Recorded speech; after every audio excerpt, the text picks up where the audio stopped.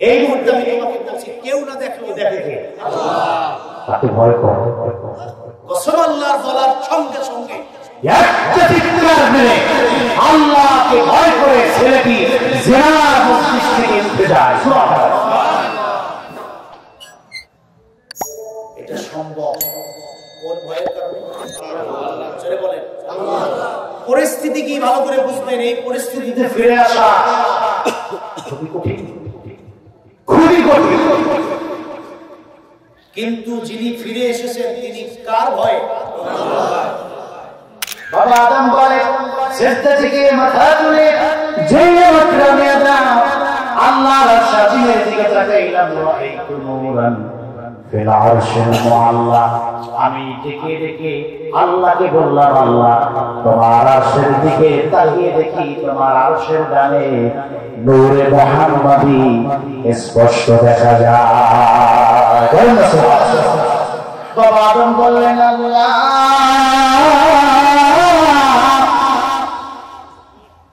তোমার আরশের ডান কিনারে নূরে মুহাম্মাদি দেখলাম।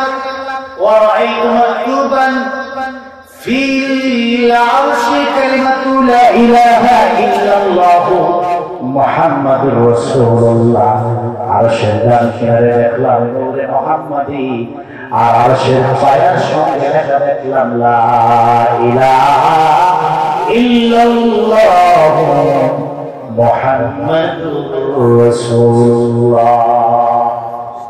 ডান পাশে দেখলাম নূরে মুহাম্মাদি, আর আরশের পায়ের সঙ্গে দেখলাম তোমার নামের সঙ্গে মুহাম্মাদুর রাসূলুল্লাহ লেখা।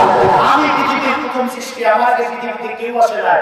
আল্লাহ আমার জানতে খুব বাসনা, নামটাই বাঁকা আর আরশের ডান কিনারে নূরটাই বাঁকা।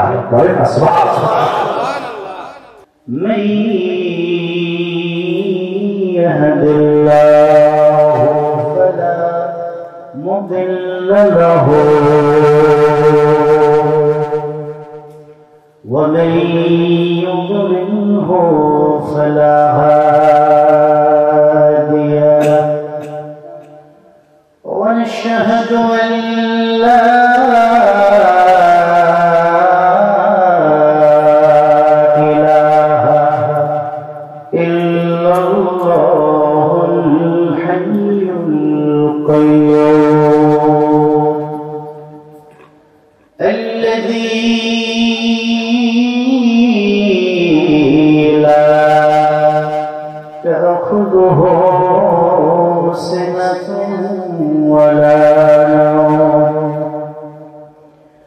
ونشهد أن سيدنا وسندنا وحبيبنا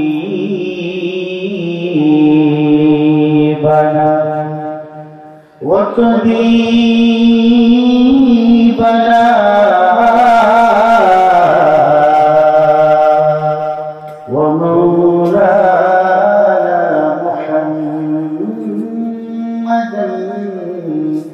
عبد الله ورسوله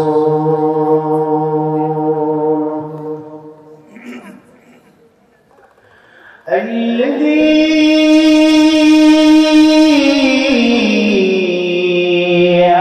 أرسله بالحق بشيرا ونذيرا وداعيا إلى الله بإذنه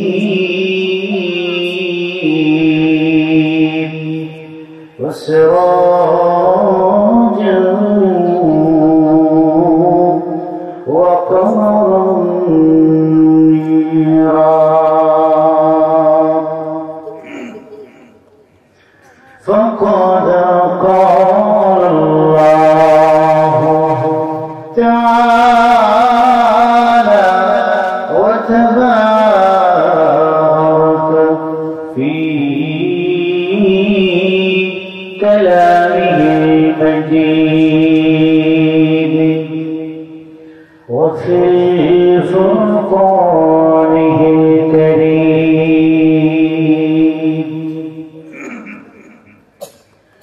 সকলে ইমান জিন্দাবাদ আছে কোরআন কারীম থেকে সকলেই পড়ুন আউযু বিল্লাহি মিনাশ শাইতানির রাজীম বিসমিল্লাহির রাহমানির রাহিম ইয়া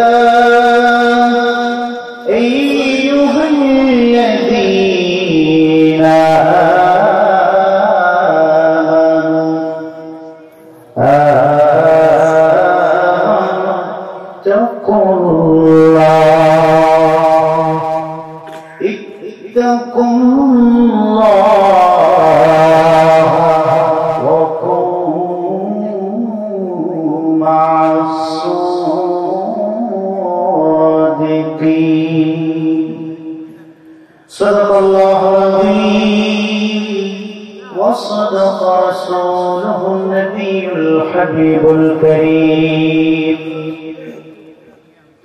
ونحن على ذلك من الشاهدين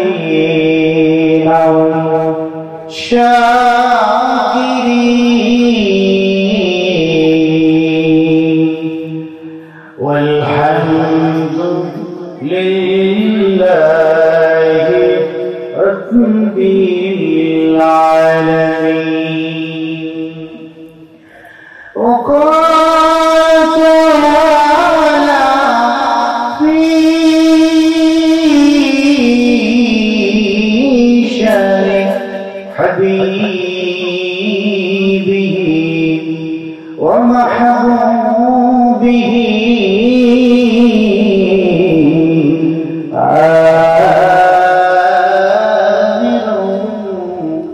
ومخبرا إن الله وملائكته يصلون على النبي يا أيها الذين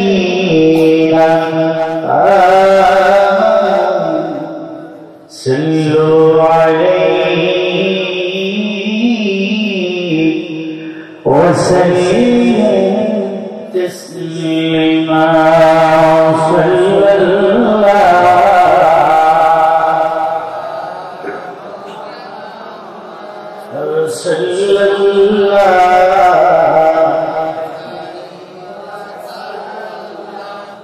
صلى الله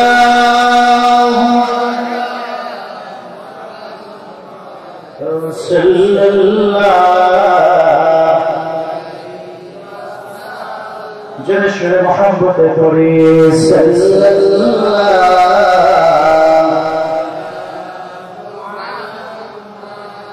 صلى الله صلى الله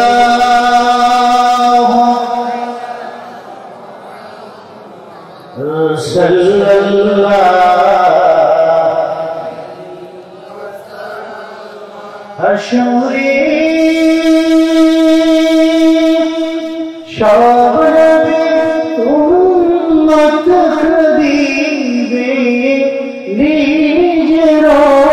لجراغي تمي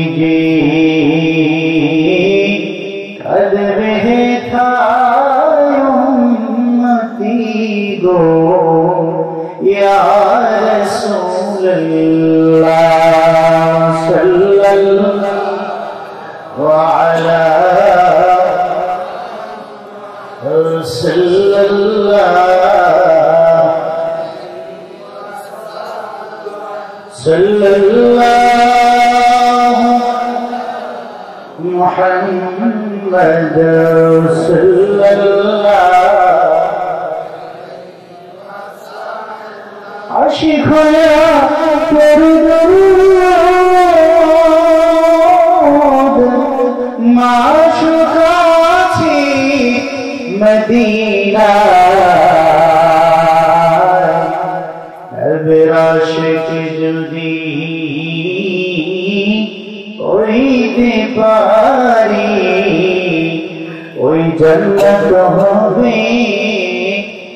ঠিকানা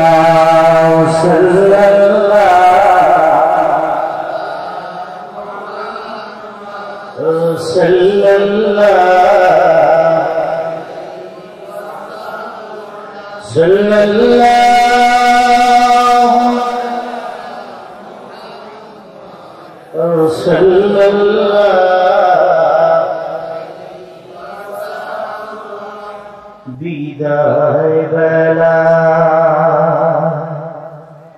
বিদায় বেলায় মোরে দিও দেখা হে প্রিয় রাসূল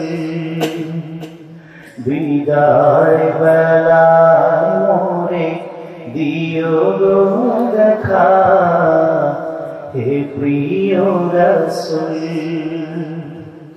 তব দিদারে হব ধন্য তখন আমি শূন্য দেহ যখন লুটাবে দোলায় বিদায় বেলা বিদায় বেলায় মোরে দিও গো দেখা হে প্রিয় রাসূল বিদায় বেলায় মোরে দিও গো দেখা হে প্রিয় রাসূল কত নবী ওলি ছিল ধরার মাঝে সবাই আপন নিরে চলে গেছে কত নবী ওলি ছিল ধরার মাঝে সবাই আপন নিরে চলে গেছে আমিও তো পাবো না ছাড়া পৌঁছে যাব জীবনের মহড়ায় বিদায় বেলা বিদায় বেলায় মোরে দিও গো দেখা হে প্রিয় রাসূল তব দিদারে হব ধন্য তখন আমি শূন্য দেহ যখন লুটাবে দোলায় বিদায় বেলা বিদায় বেলায় মোরে দিও গো দেখা হে প্রিয় রাসূল ছিল কত আদরের মা বাবা আমার কেমন আছেন তারা কবর বাজার ছিল কত আদরের মা বাবা আমার কেমন আছেন তারা কবর বাজার সে খবর আজ জানা সে খবর আজ জানা আমিও তো চলে যাব বেলায় বেলায় বিদায় বেলা বিদায় বেলায় মোরে দিও দেখা হে প্রিয় রাসূল তব দিদারে হব ধন্য তখন আমি শূন্য দেহ যখন লুটাবে ধুলায় বিদায় বেলা বিদায় বেলায় মোরে দিও গো দেখা হে প্রিয় রাসূল। একটু মহব্বত জিকির করি লা ইলাহা জোরে লা ইলাহা সবাই লা বলি লা ইলাহা হাসবি রাব্বি জাল্লাল্লাহ মা ফি কলবি নূর মুহাম্মদ সাল্লাল্লাহু লা ইলাহা লা ইলাহা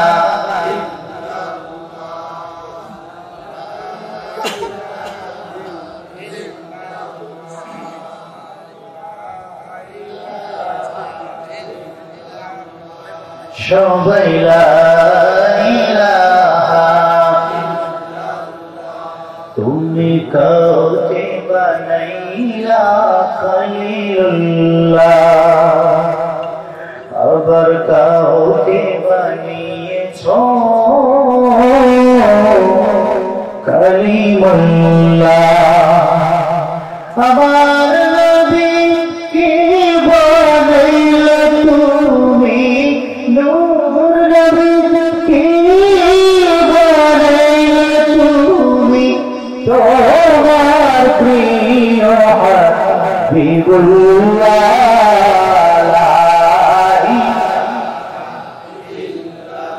মাশাআল্লাহ লা ইলাহা জোরে লা ইলাহা ও লা ইলাহা নেকে হোনি আল্লাহ সারা লা ইলাহা ও লা ইলাহা ফুলের ঘনি ঘনি অলির গুঞ্জরণি ওই নামেরি সুগন্ধে মা আল্লাহ নামে সরবে মন হয় যে মাতো লা ইলাহা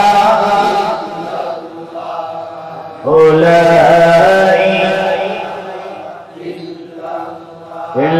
ইল্লাল্লাহ ইল্লাল্লাহ লা ইল্লাল্লাহ লা নদীর কোলো কলি এর সোলো সলি ওই নাবি রূপ দেখে মন ওই নাবি সুর শুনে মন হয় যে মাতো ইলাহা ও লা ইলাহা ইল্লাল্লাহ ইল্লাল্লাহ লা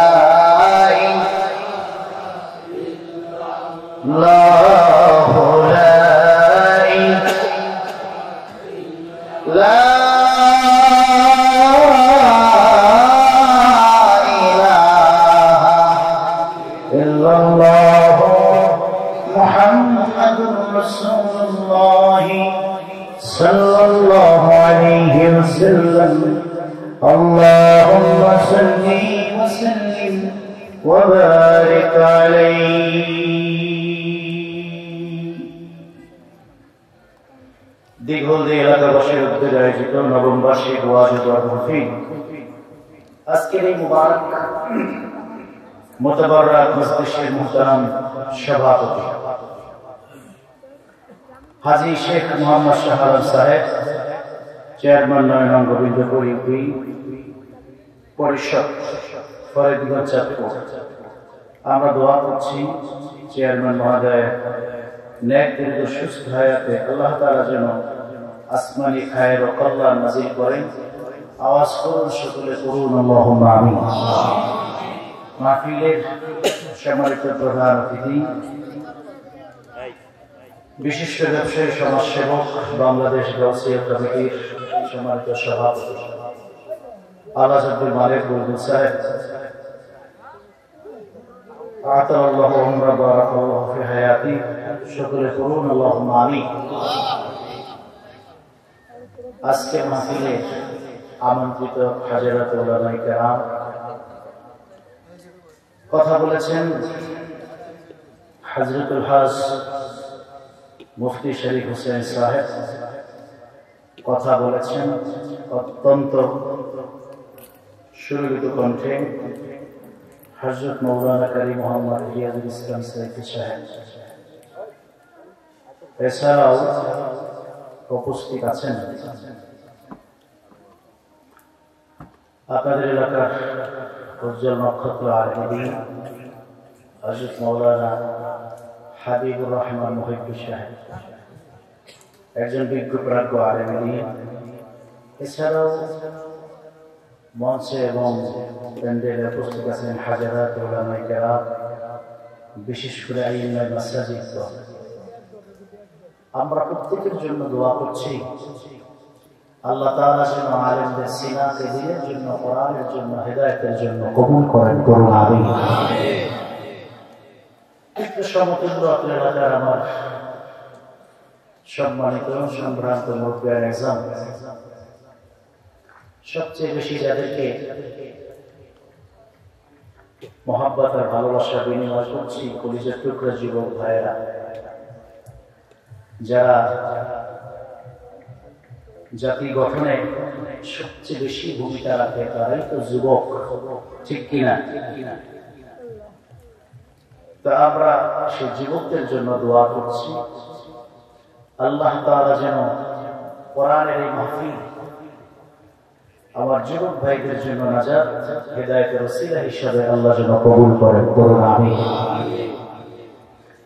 কচি কাছে বাচ্চারা সহ কথা শুনছেন, পর্দার অন্তরালে থাকা আমার সম্মানিত সম্ভ্রান্ত মা ও বোনেরা, আমরা তাদের জন্য দোয়া করছি আল্লাহ তাআলা যেন আকিবা সালেহা জাকিরা হিসাবে মা বোনদেরকে আল্লাহ যেন কবুল করেন, সকলেই করুন আমিন। প্রিয় সুধী, দীর্ঘদিন দিন ইসলাম, কোরআন, সুন্নাহ, নবী রাসূল প্রেমিক দিনদার ভাইরা, দীর্ঘ সময় আপনারা কথা শুনছেন এবং আমার বিশ্বাস যে নসিহত গুলি হয়েছে তা আপনারা হৃদয়ঙ্গম করেছেন। বিশেষ করে আমার আগে কথা বলেছেন তরুণ আলেম দ্বীন কারি মাওলানা রিয়াজুল ইসলাম সাইফি সাহেব, কবর, আখিরাত, জান্নাত, জাহান্নাম সার্বিক বিষয়ে কথা বলেছেন। আপনারা মন দিয়ে শুনেছেন এবং দিল আপনাদের নরম হয়েছে।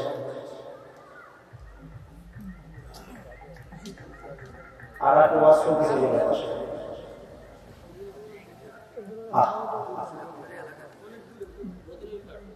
আমাদের হেদায়েত আসবে কিভাবে? তারপরেও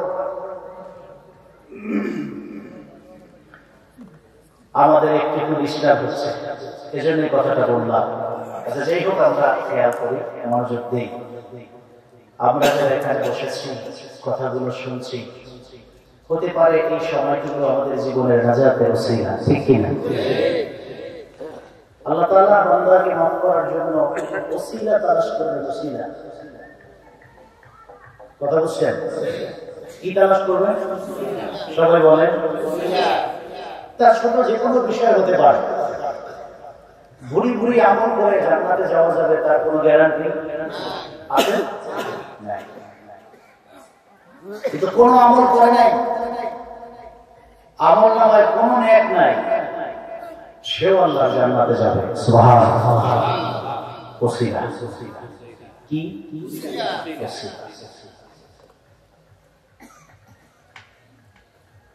সহিহ বুখারীতে এসেছে, বহু আলেমের মুখে আপনারা এই কথা শুনেছেন। আমি একটু স্মরণ করাই দিই, কত ছোট একটা জিনিস ওসিলা হতে পারে, তাহলে বুঝবেন আজকে মাহফিলটা কত বড় ওসিলা।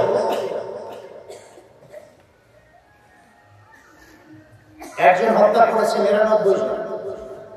কত? আওয়াজ লাগবে। কত? সে নিজে নিশ্চিত আমি জাহান্নামে। যে এই কাজ করেছে সে নিশ্চিত সে কি? তারপর আলেমদের মুখে শুনছে আল্লাহ নাকি অনেক বড় রহিম, ক্ষমা করলেও করতে পারে। ফতোয়ার জন্য গেছে মোটামুটি জানে শুনে এরকম যে মানুষের কাছে, ভাই আমি তো ৯৯টা হত্যা করেছি, আসলে কি মাফ আসেনি আমার? বুঝে না, একটা হত্যা করলে তো উপায় নাই, ৯৯টা তো কোনো উপায়ই নাই। যে লোক ৯৯ হত্যা করছে তার সাহস কম না বেশি? বেশি। এরকম না, বেশি।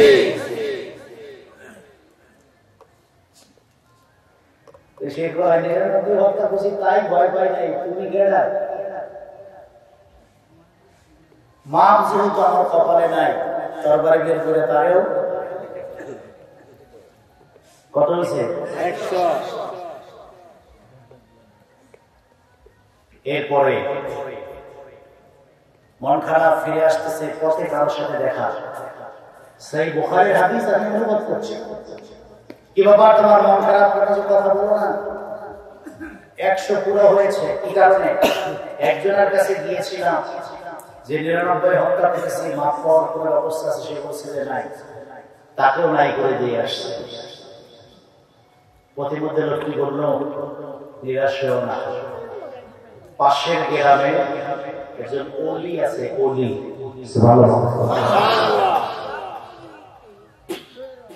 আমরা ওলিকে বিভিন্ন পরিভাষায় চিনি। কেউ বলে পীর, কথা বল না, কেউ বলে মুর্শিদ, বলে না এগুলো?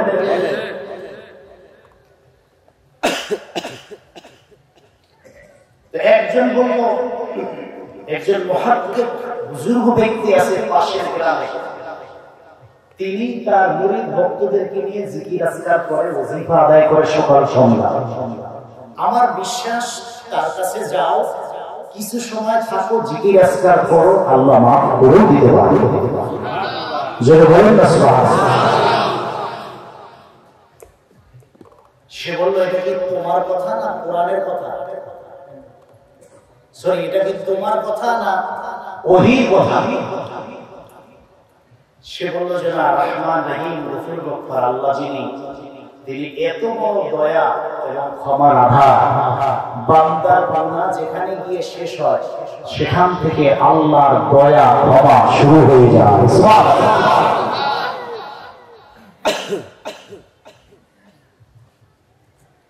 রওনা দিয়েছে আল্লাহর ওলির কাছে, জিকিরের মজলিসে। কোথায়? এটা কিসের মজলিস? কথা বলেন, এটা কিসের মজলিস? সে রওনা দিয়েছে কোন দিকে? তাহলে বোঝা গেল জিকিরের মজলিসে আসা এটা ভালো। হ্যাঁ, কথা বলতে হবে, এটা আসা কি ভালো। তারপরে গল্প জানেন, কতদূর যাওয়ার পর মালাকুল মউত সামনে এসে হাজির। মানুষের সুরাতে সালাম দিয়েছে, তার সঙ্গে কথোপকথন হচ্ছে, রাস্তা ব্লক করে দাঁড়িয়েছে। বলল যে আর এক পা সামনে যাওয়া যাবে না। তিনি বললেন কেন? আমি তো ১০০ হত্যার দায়ে অপরাধী ব্যক্তি তওবার জন্য ওলির মজলিস, জিকিরের মজলিসে যাচ্ছে, কেন বাধা দিচ্ছে? আমি আপনার বাধা মানি না। মালাকুল মউত নিজের পরিচয় দিয়ে বলল, আমি তোমার জান কবজের জন্য এসেছি। যতটুকু সময় ছিল তার কথার মধ্যে শেষ হয়ে গেছে, সুতরাং এখনই তোমার মৃত্যু হবে। কথা বলতে বলতে মানুষটি সেখানে শেষ নিঃশ্বাস ত্যাগ করে দুনিয়া থেকে বিদায়। বলুন ইন্না লিল্লাহি ওয়া ইন্না ইলাইহি রাজিউন। প্রশ্ন হলো, এই ব্যক্তির ফয়সালা কি জান্নাতি না জাহান্নামী? এই প্রশ্ন মাথায় নিয়ে দুই ফেরেশতার ভিতরে ঝগড়া। ফেরেশতা কাঁধে কয়জন? একজন বলে জান্নাতি আর একজন বলে যে বলে জাহান্নামী, সে বলে যে তার আমলনামায় 100 হত্যার গুনাহ আছে। আর যে জান্নাতে নিয়ে যাচ্ছে সে বলল যে যতই হত্যার গুনাহ থাকুক সে তো তওবার জন্য যাচ্ছে, ভালো কাজে যাচ্ছে, ভালো রাস্তায় হাঁটছে, আল্লাহ তাকে মাফ করে দিয়েছে। সুবহানাল্লাহ।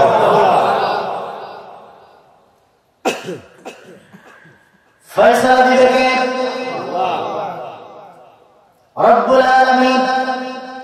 জিবরাইল আমিনকে ডেকে বললেন, জিবরাইল, দুই ফেরেশতার মধ্যে ঝগড়া লেগেছে, তুমি জান্নাত থেকে একটা রশি নিয়ে হাজির হয়ে যাও।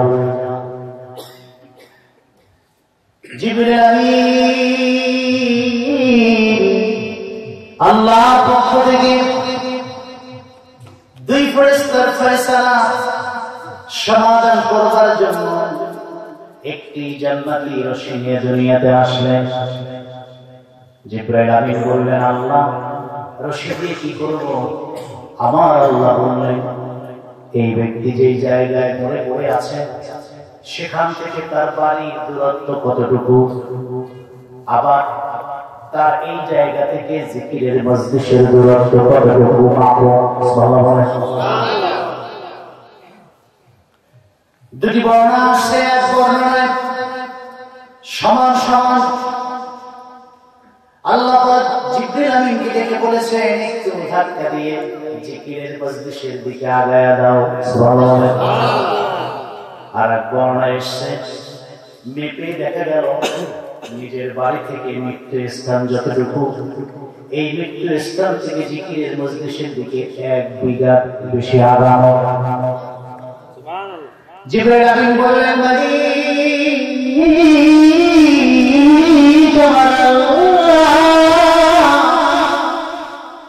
জান্নাতে রশি দিয়ে মেপে দেখলাম একটু জিকিরের মজলিসের দিকে 1 বিঘা বেশি আগানো। এবার তুমি ফয়সালা দাও, সে জান্নাতি না জাহান্নামী। আল্লাহ রাব্বুল আলামিন বললেন, জিবরিল, দুই ফেরেশতাকে জানায়া দাও সে নেকের পথে 1 বিঘা আগায়া ছিল, এই জন্য 1 বিঘাকে ওসিলা করে আমি আল্লাহ 100 হত্যার গুনাহ শুধু মাফি করলাম না, তার জন্য বিনা হিসাবে 5 চঞ্চের জান্নাত নির্ধারণ করে দিলাম। যে বলেন আল্লাহু আকবার। এই কথা কি আমার? সেই বুখারী বর্ণনা, ওসিলা 100 পাপ করে 1 কদম 1 বিঘা জিকিরের মজলিসের দিকে এগিয়ে আসে, সব গুনাহ শুধু মাফ না, বিনা হিসাবে জান্নাতি আল্লাহ নিজে ঘোষণা দিয়েছে। সুবহানাল্লাহ। আমরা তো 100 বিঘা বেশি আগানো আছে, ঠিক না? আমি ঘর থেকে মাপলে এই জায়গায় অনেক দূর আগে আছে। আলহামদুলিল্লাহ বলবেন না? যদি অনেক ভাইয়েরা বাড়ি থেকে বের হয়েছে ওয়াজ শোনার জন্য, কিন্তু কটকরির দোকানে আটকা বসে, কথা বল না, ইবলিস কয় বাড়ি থেকে বের হয়েছে তাও ঠিক আছে, নিয়তটাও ঠিক আছে, কিন্তু ঢুকতে দেব না, ঠিক না? তাদেরকে চায়ের দোকানে আটকে দিয়েছে, মনে হয় জীবনে চা আর খায় নাই। এই যে নেকের কাজে পথে পথে বাধা, এর পিছনে ইবলিসের হাত আছে না? কিন্তু আমরা ভাগ্যবান, সব বাধা টপকিয়ে জান্নাত বেহেশতের বাগানে ঢুকে পড়েছি। আমরা আমাদের শক্তিতে পারি নাই, ইচ্ছায় পারি নাই, এর পিছনে যদি সুযোগ দিয়েছেন, তৌফিক দিয়েছেন, চিল্লায় বলেন তিনি কে? জোরে বলেন তিনি কে?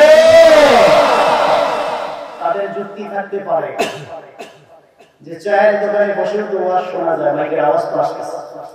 আমি বলবো কিয়ামত পর্যন্ত চায়ের দোকান কোনদিন বেহেশতের বাগান হবে না।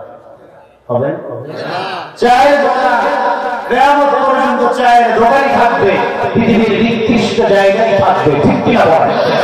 কোরআনের মজলিস কিয়ামত পর্যন্ত এটা বেহেশতের বাগান, জান্নাতের টুকরা। ঠিক কিনা বলেন? হুজুর বলেছেন পৃথিবীর নির্দিষ্ট জায়গা বাজার, দামি জায়গা বেহেশতের বাগান কোরআনের মজলিস। বলেন না সুবহানাল্লাহ। যতই শোনা যাবে তুমি আছো পৃথিবীর সবচেয়ে নিকৃষ্ট জায়গায়, আর আমরা আছি পৃথিবীর সবচেয়ে দামি বরকতওয়ালা জায়গায়। ঠিক কিনা বলেন? তার মানে শয়তানের ওয়াসওয়াসা, শয়তানের যে টার্গেট ছিল তা ব্যর্থ হয়ে গেছে। ঠিক না? তবে শয়তান যে এখনো বসে আছে তা না।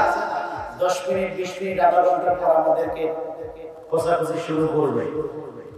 কি করবে যে অনেক পড়াশোনা আছে, চল একটা কাম দিয়ে আই, এরকম একটা বুদ্ধি দিতে পারে না। তো ওয়াজ তো রাস্তায় গেল শোনা যায়, তার কানাকানি বন্ধ থাকবে না। এটাও চলুক, এটাও চলুক। এইরকম বুদ্ধি যদি, এরকম যদি চিন্তা ভাবনা আসে, মনে করতে হবে মিস্টার ইবলিস এখনো ছাড়ে নাই। ঠিক কিনা বলেন? বাবা মায়ের কষ্ট নিয়েন না, এরকম টানাটানির কিছু লোক আছে না? সহজ বাংলায় বলে বিড়ি। ঠিক না? বিড়ি যারা খান তাদেরকে একটা নসিহত আমি করি, প্রায় জায়গায় করি। বিড়ি খাওয়ার 3টা উপকার আছে, এই উপকার 3টা মিলায় না। যদি এই উপকারের সাথে জান্নাতের কোনো সম্পর্ক নাই, সম্পর্ক জাহান্নামে। এর কারণ বিড়ির ভিতরে জাহান্নামের 3টা নিদর্শন আছে। কয়টা? জোরে বলে। 1, বিড়ি কি সুগন্ধ না দুর্গন্ধ? কম না বেশি? পাশে দাঁড়া যায়নি? যারা একটু ভদ্র ভদ্র তারা তো আবার বিড়ি খাইয়া চকলেট মেরেছে। ঠিক না? নতুন খাওয়া যারা তারা। আচ্ছা যাই হোক, তাই এটা চরম দুর্গন্ধ। এতই দুর্গন্ধ পাশে দাঁড়ানো কষ্ট হয়। ঠিক না? বাবা আপনারা বলে দুর্গন্ধের সম্পর্ক জান্নাতের সাথে না জাহান্নামের সাথে? তাহলে বিড়ির ভিতরে আছে দুর্গন্ধ, তার সম্পর্ক হলো জাহান্নামের সাথে। জান্নাতেও একটা গন্ধ আছে, সেটা হলো সুগন্ধ। নিষ্কাম্বরের সুগন্ধ। 2, বিড়ির মধ্যে আগুন আছে না নাই? হ্যাঁ আছে। জাহান্নামের মূল উপাদান কি? জোরে বলেন। তাহলে বিড়ির মূল উপাদান আগুন, জাহান্নামের মূল উপাদান আগুন। সুতরাং বিড়ির এই মূল উপাদানের সাথে জাহান্নামের উপাদানের মিল আছে না নাই? আছে।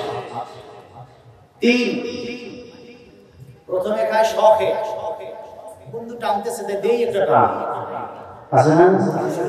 অনেকগুলো কারণে এটা আমার বেশি, কিন্তু এটা একটা সময় শখ থাকে না, এটা নেশা হয়ে যায়। হ্যাঁ, এ কথা ঠিক তো?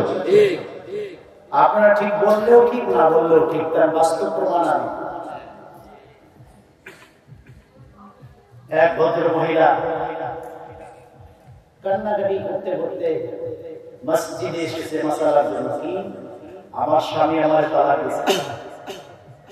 তো প্রতিনিধি আমাকে জানার জন্য তালাক দিয়েছেন। বললাম কারণ কি? বলছে হ্যাঁ বিড়ি খাই, এটা আমি নিষেধ করছি।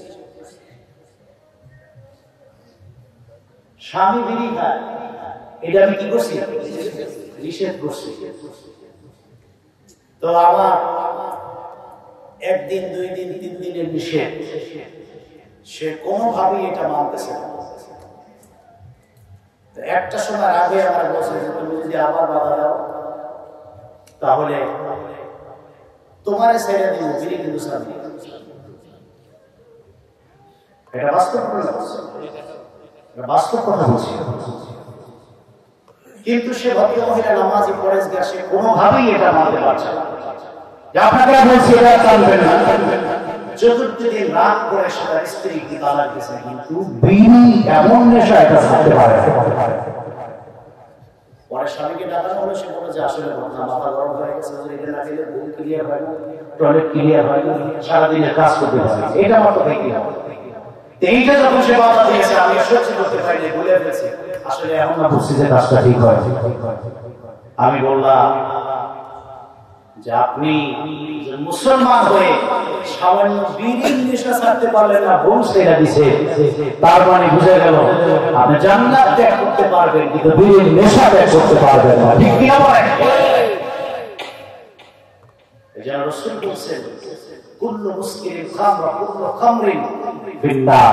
প্রত্যেক নেশার সম্পর্ক জাহান্নামের সাথে যদি তা খারাপ হয়, সেটা মদ বলেন, জুয়া বলেন, বিড়ি বলেন, সিগারেট বলেন, তা যদি নেশায় পরিণত হয় এবং বারবার যদি এই কাজটি করা হয়, মাত্র থেকে হারামের গুনাহ হয়, যার সম্পর্ক জাহান্নামের সাথে। ঠিক কি না বলেন? এজন্য ওলামায়ে কেরামের ফতোয়া, বিড়ি এটা মাকরুহ, বারবার করলে এটা হারামের গুনাহ হয়, আর হারামের সম্পর্ক জাহান্নামের সাথে। ঠিক কি না? তাহলে বিড়ির ভিতরে এমন তিনটা গুণ আছে, যে তিনটা গুণের সম্পর্ক কার সাথে? জাহান্নামের সাথে। এই গুণ জানার পরেও কোন মুমিন মুসলমান এই নেশার সাথে কখনো জড়াতে পারে? কি বলেন পারে?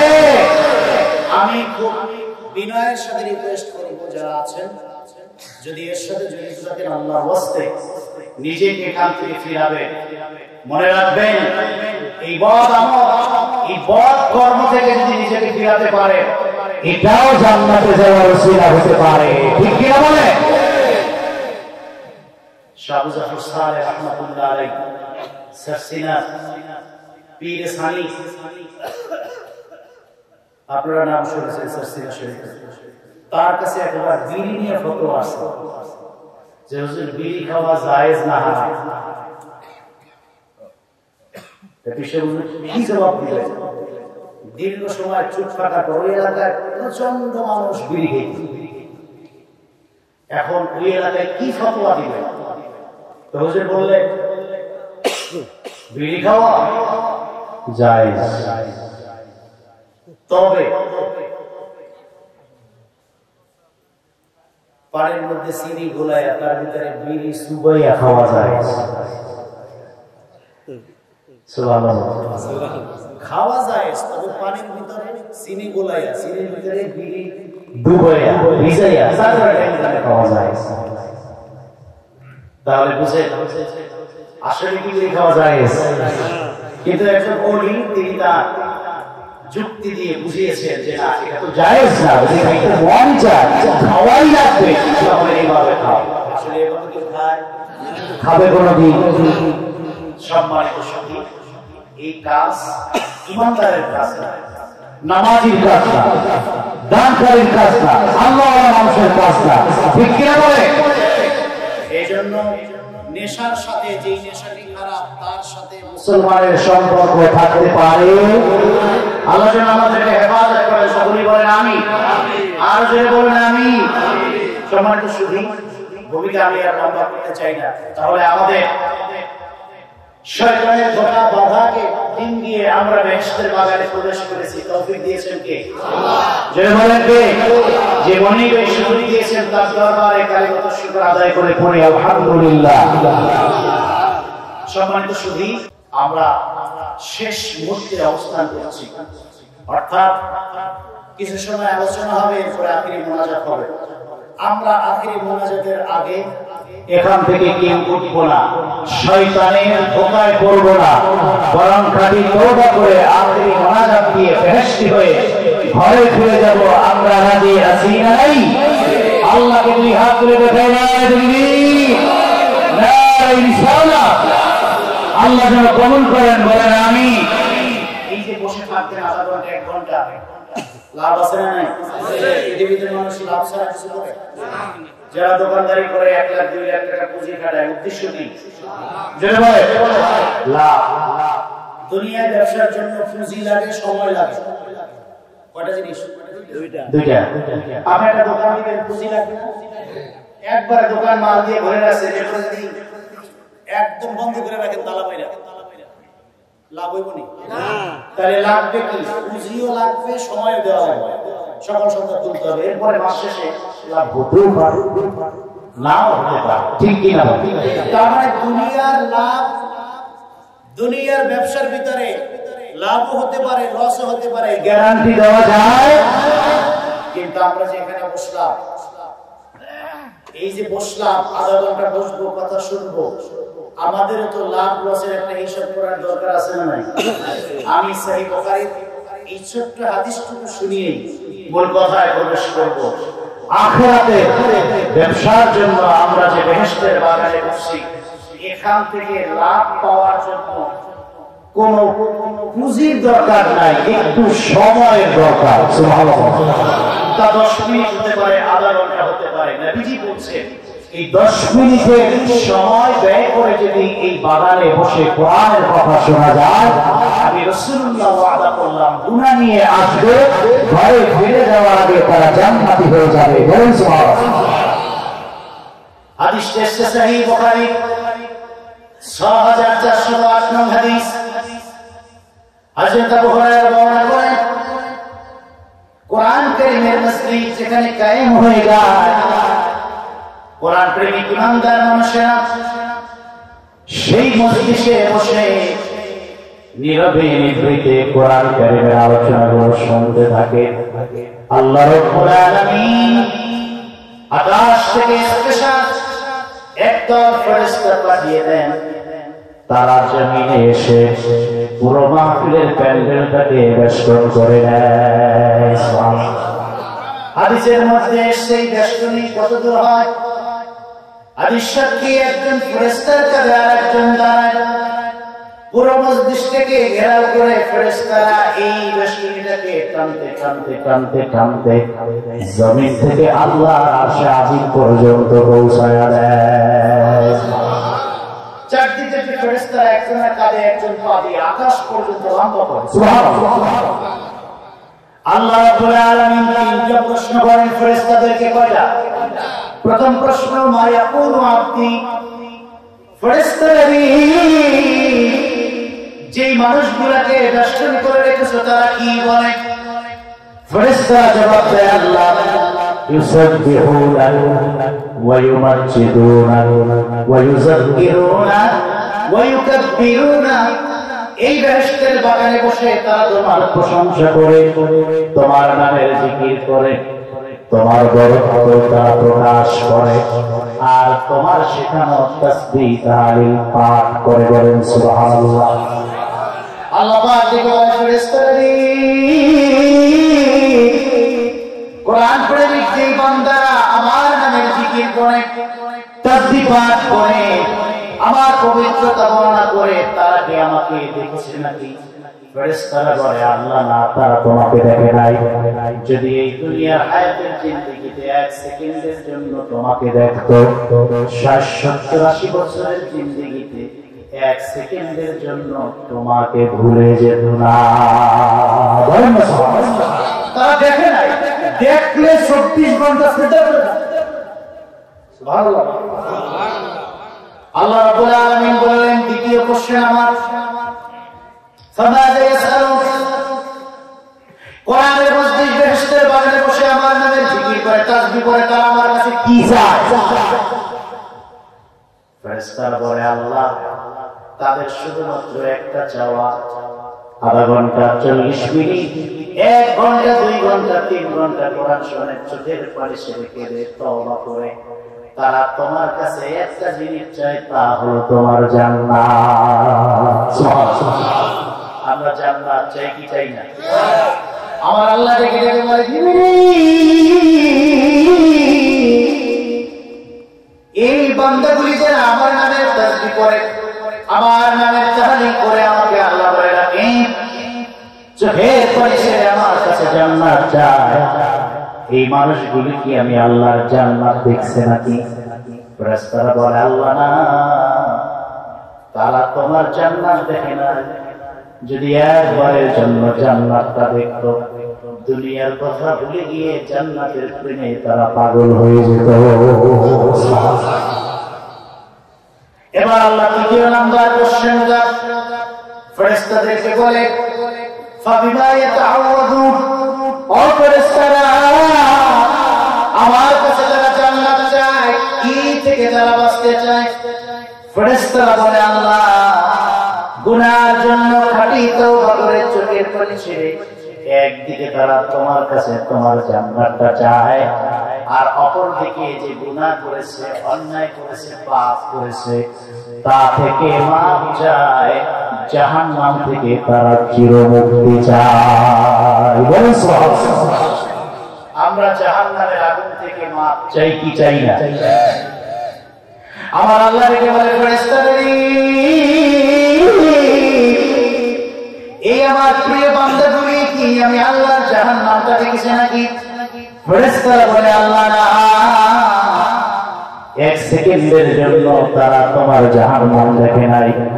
যদি জাহান্নামটা দেখতো তাহলে মৃত্যুর আগ পর্যন্ত দুনিয়া সংসার ছেলে স্ত্রী পুত্র ব্যবসা বাণিজ্য সব ভুলে গিয়ে জাহান্নামের ভয়ে দুনিয়া বাড়ি আর ঘর ছেড়ে জঙ্গলে পালায়া যাইত, ফকিরের বেশ ধরে জীবন কাটাইত, জাহান্নামের ভয়ে তারা দুনিয়ার কথা ভুলে যাইত।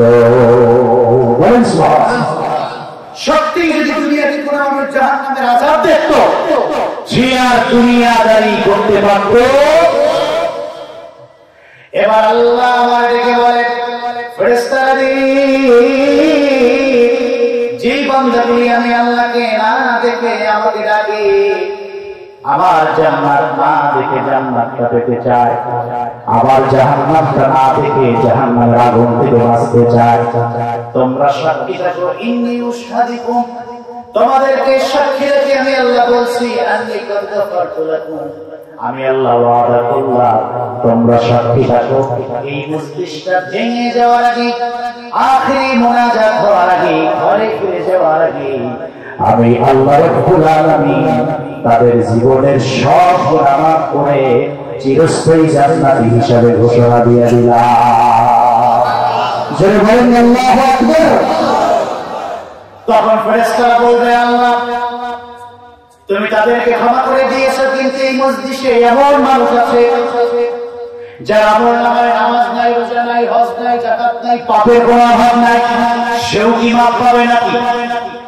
এবার আমার আল্লাহ বলল সে তো বড় একজন পাপী, কিন্তু আমি আল্লাহ তাকেও মাফ করে দিয়েছি। এর কারণ হলো সে যদিও পাপী কিন্তু জিকিরকারীদের সাথে, নামাজীদের সাথে, আল্লাহওয়ালাদের সাথে, দানকারীদের সাথে, ইমানদারের সাথে বসার কারণে সেই পাপীদেরকেও আমি আল্লাহ ক্ষমা করে দিলাম। জোরে বলেন না সুবহানাল্লাহ। এবার বলেন আমরা যে এখানে বসলাম লাভ আছে না নাই? আমাদের গুনাহ মাফ করে দিয়েছেন কে? চিরস্থায়ী জাহান্নাম থেকে মুক্ত করেছেন কে? স্থায়ী জান্নাতটা দেওয়ার ওয়াদা করেছেন কে? খুশি না রাজা? কম না বেশি? চিৎকার করে বলেন আলহামদুলিল্লাহ। আমরা জান্নাতি আখিরি মোনাজাত দিয়ে ঘরে ফিরবো, আল্লাহ যেন আমাদের কবুল করেন, বলেন আমিন। আসুন এবার আমরা সরাসরি কোরআন কারীম থেকে সংক্ষিপ্ত কিছু কথা শুনবো, যাতে করে আলোচনাটা আমরা মোটামুটি 12টায় শেষ করে দিতে পারি ইনশাআল্লাহ। ইনশাআল্লাহ আধা ঘন্টা ধৈর্যের সাথে আমরা শুনতে পারবো না, তাহলে আমার সঙ্গে বলুন, যাতে করে কোরআন কারীমের প্রত্যেকটি অক্ষরের সওয়াব নূর আল্লাহ আমাদের সিনায় দান করেন। বলুন আমিন। আউযু বিল্লাহি মিনাশ শাইতানির রাজীম। বিসমিল্লাহির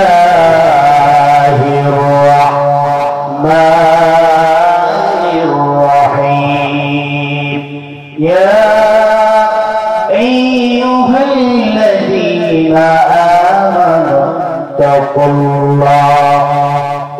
اتقوا الله وكونوا مع الصادقين।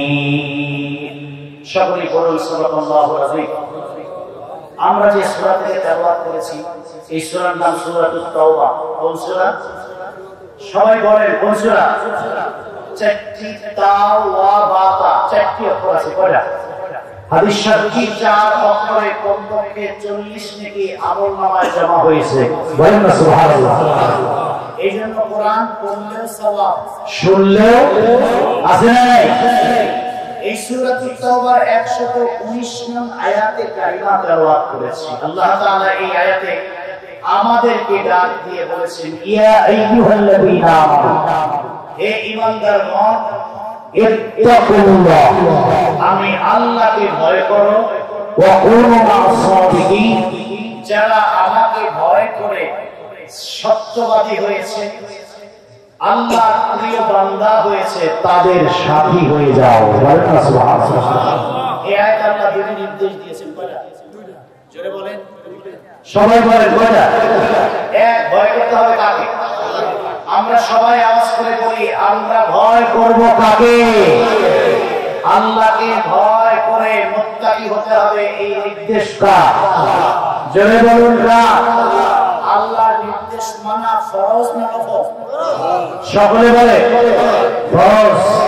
আমার আগের ভাই নসিহত করে গেছেন কবরের কথা, জান্নাতের কথা, জাহান্নামের কথা, হাসরের কথা, এর সাথে ভয়ের সম্পর্ক আছে। যে যত বেশি আল্লাহকে ভয় করে দুনিয়াতে তার জীবনটা সাজাবে, সে তত বেশি জাহান্নাম থেকে মুক্ত হয়ে আল্লাহ জান্নাতি হয়ে যাবে। বলেন না সুবহানাল্লাহ। পবিত্র কোরআন কারিমে আল্লাহ তাআলা আখিরি নবীর উম্মতদেরকে বিভিন্ন নামে ডেকেছেন। কোথাও আমাদেরকে বলেছেন মুমিনিন, কোথাও বলেছেন আমাদেরকে জাকিরিন, কোথাও বলেছেন সালেহিন, কোথাও বলেছেন সাদিকিন, কোথাও বলেছেন আমাদেরকে আবেদিন। কিন্তু 6666টি আয়াতে সবার প্রথমে আল্লাহ তাআলা ঈমানদারদেরকে যেই নামে ডেকেছেন তা হলো হুদাল লিল মুত্তাকিন। বলেন না সুবহানাল্লাহ। আল্লাহ চাইলে আমাদেরকে মুমিনিন বলতে পারতেন, মুসলিমিন বলতে পারতেন, জাকিরিন বলতে পারতেন। কোন নামে প্রথমে ডাকেন নাই, সবার আগে ডেকেছেন হুদাল লিল মুত্তাকিন। প্রশ্ন হতে পারে, কেন আমাদেরকে মুমিনিন বলেন নাই, মুসলিমিন বলেন নাই? প্রশ্ন আছে না নাই? জোরে বলেন আছে না নাই? তাফসীরে ইবনে কাসিরের ভিতরে একটা ব্যাখ্যা এসেছে, নবীজির উম্মত 3 ভাগে জান্নাতে যাবে। কয় ভাগে? জোরে বলেন। এক, প্রথম ভাগে যারা জান্নাতে যাবে তারা হলো মুমিন। দ্বিতীয় বারে যারা জান্নাতে যাবে তারা হবে মুসলিম। তৃতীয় বারে যারা জান্নাতে যাবে তারা হবে মুত্তাকি। বলেন না সুবহানাল্লাহ। এখন প্রশ্ন হলো, 3 শ্রেণীর ভিতরে পার্থক্য কি? প্রথম শ্রেণী যারা ঈমানদার হিসেবে জান্নাতে যাবে, তাদের শুধু ঈমান আছে, আমল নাই। কি আছে? আমল। এরকম মানুষ আছে না নাই? যে সে শুধু আল্লাহকে মানে, নবীকে মানে, কিন্তু নামাজ নাই, রোজা নাই, হজ নাই, যাকাত নাই। সে সুদ খায়, ঘুষ খায়, মিথ্যা বলে, জিনা, ব্যভিচার, অন্যায়, অপরাধ, জুয়া, এই সমস্ত হাজারো পাপে জড়িয়ে আছে। এরকম মানুষ আছে না নাই? কিন্তু সে আল্লাহকে, নবীকে মানে, আল্লাহকে, নবীকে, সেও জান্নাতে যাবে, তবে শাস্তি ভোগ করার পর জান্নাতে যাবে। সে নামাজ পড়ে নাই, সেজন্য শাস্তি আছে না নাই? রোজা রাখে নাই, শাস্তি আছে না নাই? যাকাত দেয় নাই, শাস্তি আছে না নাই? তাহলে যার ঈমান আছে, আমল নাই, সে জান্নাতে যাবে আযাব ভোগ করার পর। নবীজি বলেছেন, মান মাতা ওয়া হুয়া ইয়াকুলু লা ইলাহা ইল্লাল্লাহ দাখালাল জান্নাহ। যে মারা যাচ্ছে এমন অবস্থায় যে তার ভিতরে ঈমান আছে, কালেমা আছে, সে ব্যক্তি অবশ্যই আল্লাহ জান্নাতে যাবে। বলেন না সুবহানাল্লাহ। তবে ফার্স্ট চান্সে না, শাস্তি ভোগ করার পর। হাদিস এসেছে সহিহ বুখারীতে, আল্লাহ হাবিব বলেন, সারা জীবনে নামাজ পড়ে নাই, রোজা রাখে নাই, মিথ্যা বলেছে, সুদ খেয়েছে, ঘুষ খেয়েছে, মৃত্যুর সঙ্গে সঙ্গে আল্লাহ রাব্বুল আলামিন কবরে আযাব দেয়া শুরু করবেন। শাস্তি ভোগ করতে শুরু করবে। হাসরের ময়দানে আবার নবী সিজদায় পড়ে আল্লাহ কুদরতি কদমে পড়ে চোখের পানি ছেড়ে দিয়ে কাঁদতে, আলী আল্লাহ ইরহামু মান উম্মতি, আমার যারা উম্মত তাদের প্রতি দয়া করুন। আল্লাহ হাবিব দীর্ঘ সময় সিজদায় পড়ে কান্নাকাটি শুরু করবে। আবার আল্লাহ ডাক দিয়ে বলবেন, এরপর সাফিয়া হাবিবি, ও আমার বন্ধু, ও আমার হাবিব, সিজদা থেকে মাথা তুলুন। আজকের এই হাসরের ময়দানে আপনি নবীর সব চাওয়া, সব মুনাজাত আমি আল্লাহ রাব্বুল আলামিন কবুল করে নিব। মালিক আমার আল্লাহ দেখে দেখে বলবেন, কোন উম্মতের ব্যাপারে আপনি সুপারিশ করবেন? আল্লাহর হাবিব বলেন, ও মালিক আমার আল্লাহ, জাহান্নামের দরজায় গিয়ে আমি দাঁড়ালাম, এমন কিছু উম্মত জাহান্নামের আগুনে জ্বলতেছে যাদের কলিজার ভিতরে সরিষার দানার চেয়েও কম পরিমাণ ঈমান আছে। নামাজ নাই, রোজা নাই, হজ নাই, যাকাত নাই, বরং ডানে আর বামে, সামনে আর পিছনে পাপের কোনো শেষ নাই। এমন কিছু উম্মত এই সমস্ত পাপের কারণে জাহান্নামে শাস্তি ভোগ করছে, কিন্তু কলিজার ভিতরে মান কানা ফি কলবিহি মিসকালা হাববাতিন মিন খারদালিন ঈমান, অন্তরে সরিষার দানার চেয়ে কম পরিমাণ ঈমান আছে। আমি নবীকে মানে, তোমাকে এক আল্লাহ বলে মানে, ঈমানটা আছে। আমি নবী বলেছি, যার অন্তরের ভিতরে যত পরিমাণ ঈমান আছে সেও আমি নবী শাফাআত আর সুপারিশে আল্লাহর জান্নাতে যাবে। সুবহানাল্লাহ। আজকের এই হাসরের ময়দানে তোমার কাছে সুপারিশের হাত বাড়ালাম, ওই উম্মতটাকে যতক্ষণ না জাহান্নাম থেকে বের করবেন আমি নবী সিজদা থেকে মাথা তুলব না। বলুন না সুবহানাল্লাহ। মালিক মালিক ফেরেশতাকে ডাক দিয়ে বলবে, ও জাহান্নামের মালিক ফেরেশতা, আমার হাবিব সিজদায় পড়ে সরিষার দানা পরিমাণ ঈমান আছে যে উম্মতের অন্তরে, তার জন্য আমার কাছে সিজদায় পড়ে কাঁদছে, চোখের পানি ছেড়ে দিয়েছে। আমার নবীর দোয়াটা আমি আল্লাহ কবুল করে নিলাম, তাকে জাহান্নাম থেকে উঠায়া জান্নাতে পৌঁছায়া দাও। বলেন না সুবহানাল্লাহ। ফেরেশতা যাবে জাহান্নামের কাছে, জাহান্নাম থেকে যখন তুলে আনবে, পা থেকে মাথা পর্যন্ত কয়লা ছাড়া আর কিছু নাই, এমন ভাবে পুড়ে গেছে, ছাই হয়ে গেছে, কয়লা হয়ে গেছে। ফেরেশতা বলবে, আল্লাহ কেমন করে একে জান্নাতে দিব, চেহারা তো এক নাই, পুরো সরকার হয়ে গেছে। আমার আল্লাহ বলবেন, ও ফেরেশতা, আমি একটা নদী বানায় রাখছি, যেই নদীর নাম হলো নাহরুল হায়াত, জীবন দানকারী নদী। আমার নবী শাফাআত করবে, সুপারিশ করবে, আমি এটা জানতাম। তার সুপারিশ কবুল করবো, জাহান্নাম থেকে তুলে জান্নাতেও দিব, কিন্তু চেহারা পড়ে গেছে, ছাই হয়ে গেছে, কয়লা হয়ে গেছে। এই অবস্থায় তো তাকে জাহান্নাম থেকে তুলে জান্নাতে দেওয়া যায় না। এই জন্য তোমরা জাহান্নাম থেকে তুলে এই নহরের মধ্যে, এই নদীর মধ্যে তাকে গোসল করাও। বুখারীর হাদিস সাক্ষী দেয় না, জাহান্নাম থেকে তুলে পুরে কয়লা হয়ে যাওয়া মানুষটাকে ওই যে নাহরুল হায়াত, জীবন দানকারী নদীর ভিতরে ডুব দেওয়ানো হবে। ডুব দিয়ে ওঠার সঙ্গে সঙ্গে 30 বছরের জান্নাতি পুরুষ আর নারী, যুবক যুবতী হয়ে যাবে। হাসতে হাসতে ফেরেশতা তাদেরকে আল্লাহর জান্নাতে পৌঁছায়া দিবে। তাহলে নবীজির উম্মত ইমানদার হিসেবে জান্নাতে যাবে শাস্তি পাওয়ার পর, কারণ তার আমলনামায় কি নাই? আমল নাই। ঈমান আছে কিন্তু কি নাই? আমল নাই। আমল না থাকার কারণে তাকে শাস্তি ভোগ করতে হবে। এরকম মানুষ বহু আছে, মারা গেছে, বহু নামাজ তার জীবন থেকে চলে গেছে, আছে মারা গেছে, সুদ ঘুষ তওবা করতে পারে, এমনও তো আছে মদের আসরে মারা গেছে, কথা বলুন, জেনা করেছে, খাঁটি তওবার সুযোগটা পায় না, আছে না? সওয়াব নাই, অর্থাৎ আমাদের জীবনে গুনাহ নাই এমন কোন মানুষ ব্যবস্থা কিছু করা যায়। তবে দুনিয়াতে যদি তিনটা কাজ করে যায়, কবর থেকেই তার গুনাহগুলি মাফ হয়ে কবরেই জান্নাতি হবে। সুবহানাল্লাহ। তার একটা হাদিস মুসনাদ আহমদে আছে, বাবা মারা গিয়েছে, সন্তান রেখে গেছে নামাজি, 5 ওয়াক্ত নামাজ সন্তান পড়ে, বাবার জন্য দোয়া করে, বাবার জন্য দান করে, বাবার জন্য সাদাকা করে, বাবার জন্য তওবা করে, মেহেরবানি করে। সন্তানের এই দোয়াগুলো কবরে পুষতে পুষতে, দানের সওয়াব পুষতে পুষতে, যাকাতের সওয়াব পুষতে পুষতে যতটুকু গুনাহ ছিল সেই গুনাহ এই সওয়াবের কারণে মাফ হয়ে গেছে, লোকটা জান্নাতি হয়ে গেছে। কিন্তু এমন মানুষ আছে দোয়া করার লোক নেই, আছে না? আচ্ছা, তাহলে নবীজির উম্মত জান্নাতে যাবে প্রথম শ্রেণীতে যারা, তারা ঈমানদার হিসেবে আযাবের পর। কথা বুঝাতে পারলাম? নবীজির সুপারিশে, কার সুপারিশে? নবীজির সুপারিশে, নবীজির শাফাআতে। নবীজির শাফাআত আছে না নাই? যারা বলেন আছে না নাই? একদল ভাইরা ভুল বুঝাতে চায় যে মুহাম্মদ সাল্লাল্লাহু আলাইহি ওয়াসাল্লাম তিনি তার উম্মতকে শাফাআত করতে পারবেন না।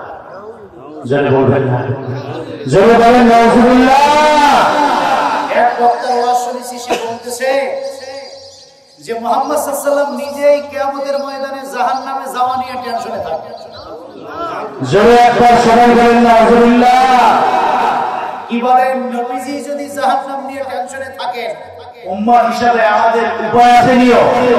এটা আহলে সুন্নাত ওয়াল জামাতের আকীদা হলো সমস্ত নবীরা মাসুম, তারা জান্নাতি, শুধু জান্নাতি না, তারা উম্মতের জমিনদার। উম্মতকে শাফাআত করে আল্লাহ জান্নাতে পৌঁছায় দিবে। চিল্লায়ে বলে ঠিক কিনা? নারে তাকবীর, নারে ইনসালাহ। তারা আমাদেরকে বিভ্রান্ত করে, তারা এই দেশের মানুষকে বিভ্রান্ত করতে গিয়ে ফতোয়া ছাড়ে, দোয়া নাই, মিলাদ নাই, তারপরে ওসিলা নাই, শাফাআত নাই, তারাবি নামাজ 20 রাকাত থেকে 12 রাকাতই নাই। কথা বল না। তার মানে এই দুনিয়ায় তারা নারীর ফতোয়া নিয়ে আসছে। আমি তাদেরকে আস্তে আস্তে বলি, মিয়া তোমরা এই নারীর দায়িত্ব কেন নিলা? নাই করার দায়িত্ব তো নাপিতের। চুল নিয়ে ইতে যাবেন, সেলুনে যাবেন, আধা ঘন্টা পর বের হয়ে আসবেন, চুল আছে না নাই? কথা বল না। তাহলে নারীর কামটা নাপিতের, এই কাজ তো নাপিতে। তোমরা এই দায়িত্ব কেন নিলা?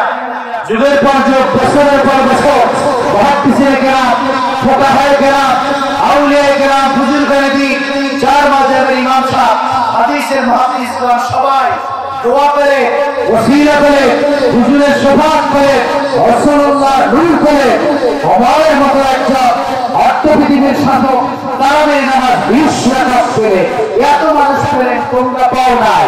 আমরা নিঃসন্দেহে বুঝে গেছি তোমরা নাবিদের দায়িত্ব নিয়ে কোরআন হাদিসের এই আমলগুলোকে কেটে নাই বানাতে চাও। ঠিক কিনা বলে?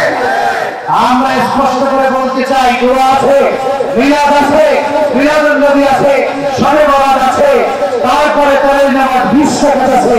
আল্লাহর হাবিবের নূরের ব্যাপারে হাজারটা প্রমাণ আছে। মুসলমান বলেন ঠিক কিনা? এটা আকীদার কথা। যদি আকীদা শুদ্ধ না হয় তাহলে আমল দিয়ে পার পাওয়া যাবে। আপনি যদি মনে করেন যে আল্লাহর হাবিব শাফাআত করতে পারবে না, তাইলে উম্মতের জান্নাতে যাওয়ার আশা ছেড়ে দিতে হবে। কথা বল না? আপনি আমল দিয়ে জান্নাতে যাবেন, পারবেন না। নামাজ দিয়ে জান্নাতে যাবেন, পারবেন না। রাসূলুল্লাহর শাফাআত লাগবেই লাগবে। ঠিক কিনা বলে? এরা আমাদেরকে বিভ্রান্ত করতে চায়। এই জন্য আমাদের আকীদা মজবুত থাকতে হবে। তাহলে দোয়া, মিলাদ, দরুদ, সালাত, শবে বরাত, তারপরে তারাবি 20 রাকাত, এগুলোর দলিল আছে না নাই? নবীজি নূর নবী তার দলিল আছে না নাই? আমি শুধু একটা হাদিস আপনাদেরকে শোনাবো। ইমাম কাসতালানী মাওয়াহিবুল লাদুনিয়া 71 পৃষ্ঠায় হাদিসটা এনেছেন। আদম আলাইহিস সালামকে আল্লাহ জান্নাতে তৈরি করে রেখে দিলেন। যখন তার মাথা দিয়ে রূহ দিয়েছেন, সুবহানাল্লাহ, দেখবেন বাচ্চাদের মাথায় একটা নরম জায়গা আছে, আছে না? কারণ হলো বাবা আদমকে আল্লাহ রূহ দিয়েছেন কোন জায়গা দিয়ে? সব মানুষকে রূহ দেন আল্লাহ মাথা দিয়ে। সুবহানাল্লাহ। এই জন্য দেখবেন মাথার একটা জায়গায় নরম থাকে, আস্তে আস্তে শক্ত হয়।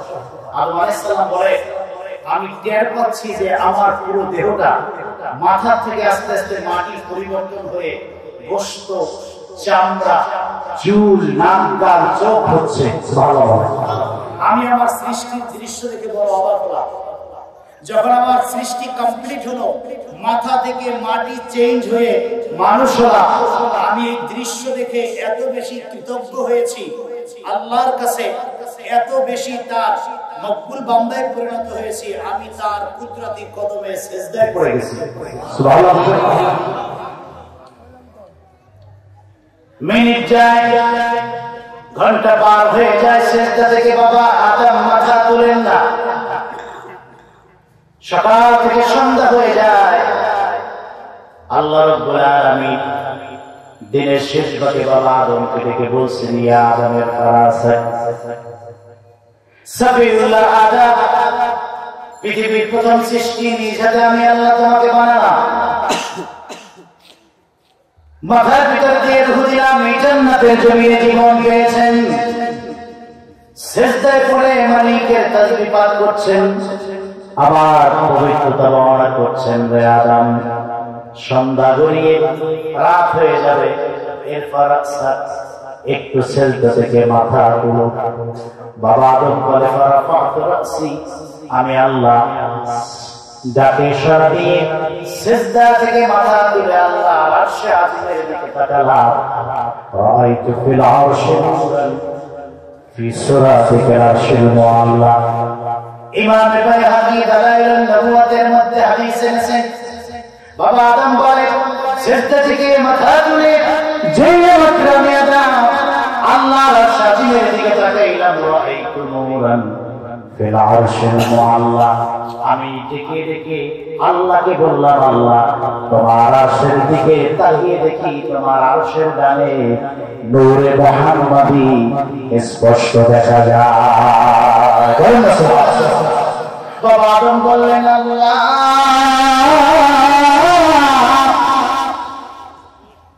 তোমার আরশের ডান কিনারে নূরে মুহাম্মাদি দেখলাম, ওয়া রাআইতু মাকতুবান ফিল আরশি কালিমাতু লা ইলাহা ইল্লাল্লাহ মুহাম্মাদুর রাসূলুল্লাহ।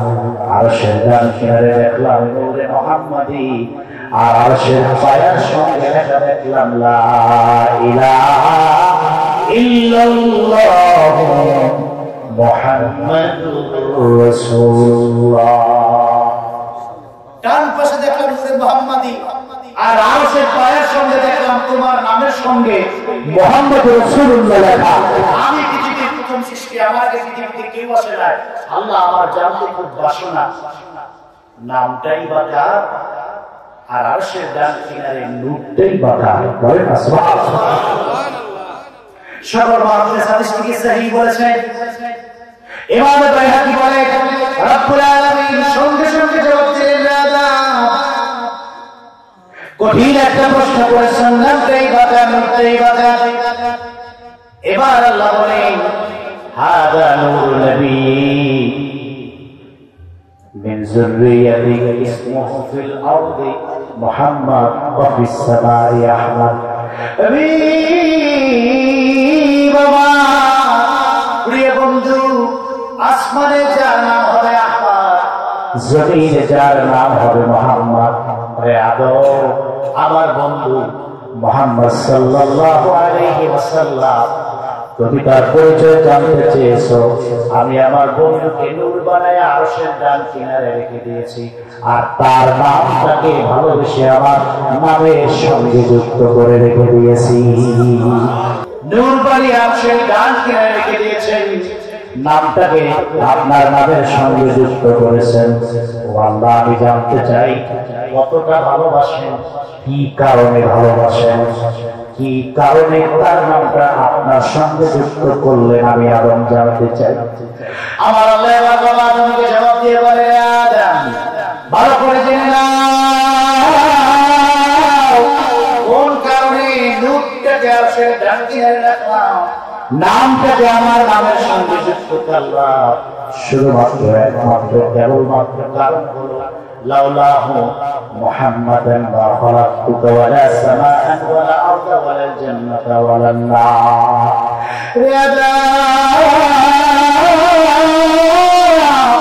যদি আমি আমার হাবিবকে ভালোবেসে না বানাতাম, এই পৃথিবীতে যদি তাকে সৃষ্টি না করতাম, আমি আল্লাহ তোমাকেও বানাতাম না, আসমানও বানাতাম না, জমিনও বানাতাম না, জান্নাতও বানাতাম না, জাহান্নাম বানাতাম না, সূর্য বানাতাম না, চন্দ্র বানাতাম না, পাহাড় বানাতাম না, সমুদ্র বানাতাম না, সপ্ত আসমান বানাতাম না, ফেরেশতা বানাতাম না, জমিন বানাতাম না। এক কথায় আমার হাবিবের খাতিরে আমি আল্লাহ তুমি সহ গোটা তামাম সৃষ্টি আমি আল্লাহ বানিয়েছি। এই জন্য ভালোবেসে নামটাকে নিজের নামের সাথে যুক্ত করেছি আর মহব্বত করে নূর বানাইয়া আমার ডান পাশে রেখে দিয়েছি। বলেন না সুবহানাল্লাহ। এই জন্য আল্লাহ কোরআন কারিমে বলেন কদ জাআকুম মিনাল্লাহি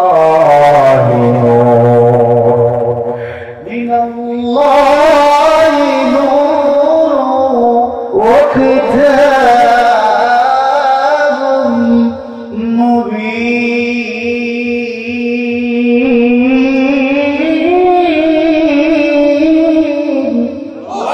আল্লাহ রাব্বুল আলামিন বলেন হাবিব আমার চাইলে সাধারণ মানুষ হিসেবে দুনিয়াতে পাঠিয়ে আমি আল্লাহ ঘোষণা দিতে পারতাম, কিন্তু আমি আল্লাহ তা করি না। অবশ্যই আমার পক্ষ থেকে মানুষ মুহাম্মদ প্রিয় বন্ধুকে আমি আল্লাহ নূর করে পৃথিবীতে পাঠিয়েছি। বলেন সুবহানাল্লাহ। তার নবীকে নূর করেছেন কে? তার ঢাসের ডান কিনারে নূর বানিয়ে রেখেছেন কে? সুতরাং নবীজি নূর, তাতে কোনো সন্দেহ আছে? যে বলেন নবীজি নূর, তাতে কোনো সন্দেহ আছে? আহলে সুন্নাত ওয়াল জামাতের আকীদা আমাদের নবী নূর, নবী ফুটকিরা বলে। এই আকীদা পোষণ করলে আপনার আমার জন্য হেদায়েতের, নাজাতের, জান্নাতের ফয়সালা আছে না নাই? আল্লাহ কবুল করেন। আমি সম্মানিত শুধু যে কথা থেকে আমি আসছি, তাহলে ইমানদার জান্নাতে যাবে নবীর সুপারিশে শাস্তি পাওয়ার পর, ঠিক কি না বলেন? দ্বিতীয় স্তরে যারা জান্নাতে যাবে তারা মুসলিম। তারা কারা? মুসলিম। তারা ঈমান আনার পরে আমলও করছে, নামাজ, রোজা, হজ, যাকাত, অর্থাৎ আমল দিয়ে এই জীবনটাকে সাজিয়েছে। তাদের আবার দুইটা দল হবে। কয়টা? এক দল তারা জান্নাতে যাবে আল্লাহর পক্ষ থেকে বিনা আযাবে, ফার্স্ট চান্সে। বলেন না সুবহানাল্লাহ। যদি হিসাবটা সহজ হয় তাহলে আযাব ছাড়া, আর যদি হিসাবটা কঠিন হয় তাহলে আযাবের পর জান্নাতে যাবে। মুসলিম হিসেবে যারা জান্নাতে যাবে তাদের ভাগ হবে কয়টা? দুইটা। একদল যাবে হিসাবের পর, যদি হিসাব সহজ হয় তাইলে আযাব ছাড়া জান্নাতে, আর যদি হিসাব কঠিন হয় তাহলে জাহান্নামের আযাব সহ্য করার পরে তারা জান্নাতে যাবে। বুঝা গেল? আল্লাহর সামনে দাঁড়িয়ে হিসাব দেওয়া সহজ না কঠিন? জোরে বলেন। আর হিসাব যদি লামসাম হয়, সহজ হয়, তাহলে যাওয়া সহজ, ঠিক কি না বলেন? ধরেন বাবা কোন সন্তানকে 2000 টাকা দিয়ে বলল, আব্বা ফরিদগঞ্জ বাজারে যাও, বাজার করে নিয়ে আসো। ছেলে 2000 টাকা নিয়ে ফরিদগঞ্জ বাজারে গেছে, মাছ কিনছে, তরকারি কিনছে, চাল কিনছে, ডাল কিনছে, বাড়িতে এসে বলছে, আব্বা এই যে বাজার, ঠিক মতো করছো তো? হ্যাঁ করছি। বাবা বালটা বুঝে নিয়ে ছেলের সাথে লেনদেন শেষ। হতে পারে ছেলের কাছে 50 টাকা রয়ে গেছে, 100 টাকা রয়ে গেছে, 200 টাকা রয়ে গেছে, কিন্তু ছেলেকে বাবা খুব মহব্বত করে, ভালোবাসে। ছেলে তো এই জন্য হিসাবটা নেয়। যদি বলেন নেয়। এবার আপনারা বলেন হয় না? হয়নি? এটাকে বলে কি? লামসাম হিসাব। ছেলে তো 50 টাকা নিচে নেয় না দরকার কি কথা বলবো। আচ্ছা এইরকম যদি হিসাব বাপ নেয় তাহলে ছেলের আর কোনো টেনশন আছে? বাবা ধরবে না, ছেলের আর কাজ করায় দাঁড়ানোর চিন্তা নাই। কিন্তু বাবা যদি খাতার কলম নিয়ে বসে মাছ কয় টাকা বলো, তরকারি কয় টাকা, চাল কয় টাকা, ডাল কয় টাকা, ই কয় টাকা, ধরেন যে 2000 টাকা দিছে, 1570 টাকা হইছে। কত হইছে? তাইলে পাইবো কত? 430 টাকা দেওয়া। বুঝা গেল? এইরকম যদি খাতা কলমে হিসাব নেয় তাহলে ছেলের জন্য সহজ না কঠিন? কঠিন জোরে বলে ঠিক কি না? আল্লাহ তাআলা যদি হাসরের ময়দানে হিসাবটা লামসাম করে, নামাজ পড়তে বলছি পড়ছো ঠিক আছে, কথা বলবো না, রোজা রাখতে বলছি রাখছো ঠিক আছে, হজ করতে বলছি করছো ঠিক আছে, তাহলে গোলামরা হিসাব সহজ হওয়ার কারণে ডাইরেক্ট জান্নাতে যেতে যাবে। সুবহানাল্লাহ। আর যদি বলে কি ব্যাপার, রুকুতে যায় যে ব্যবসার কথা চিন্তা করছি না, রুকু হয় না, বাদ কথা বলবো না, একদিনের রুকু যদি আল্লাহ ধরে জান্নাতে যাওয়ার কোনো সুযোগ থাকবে?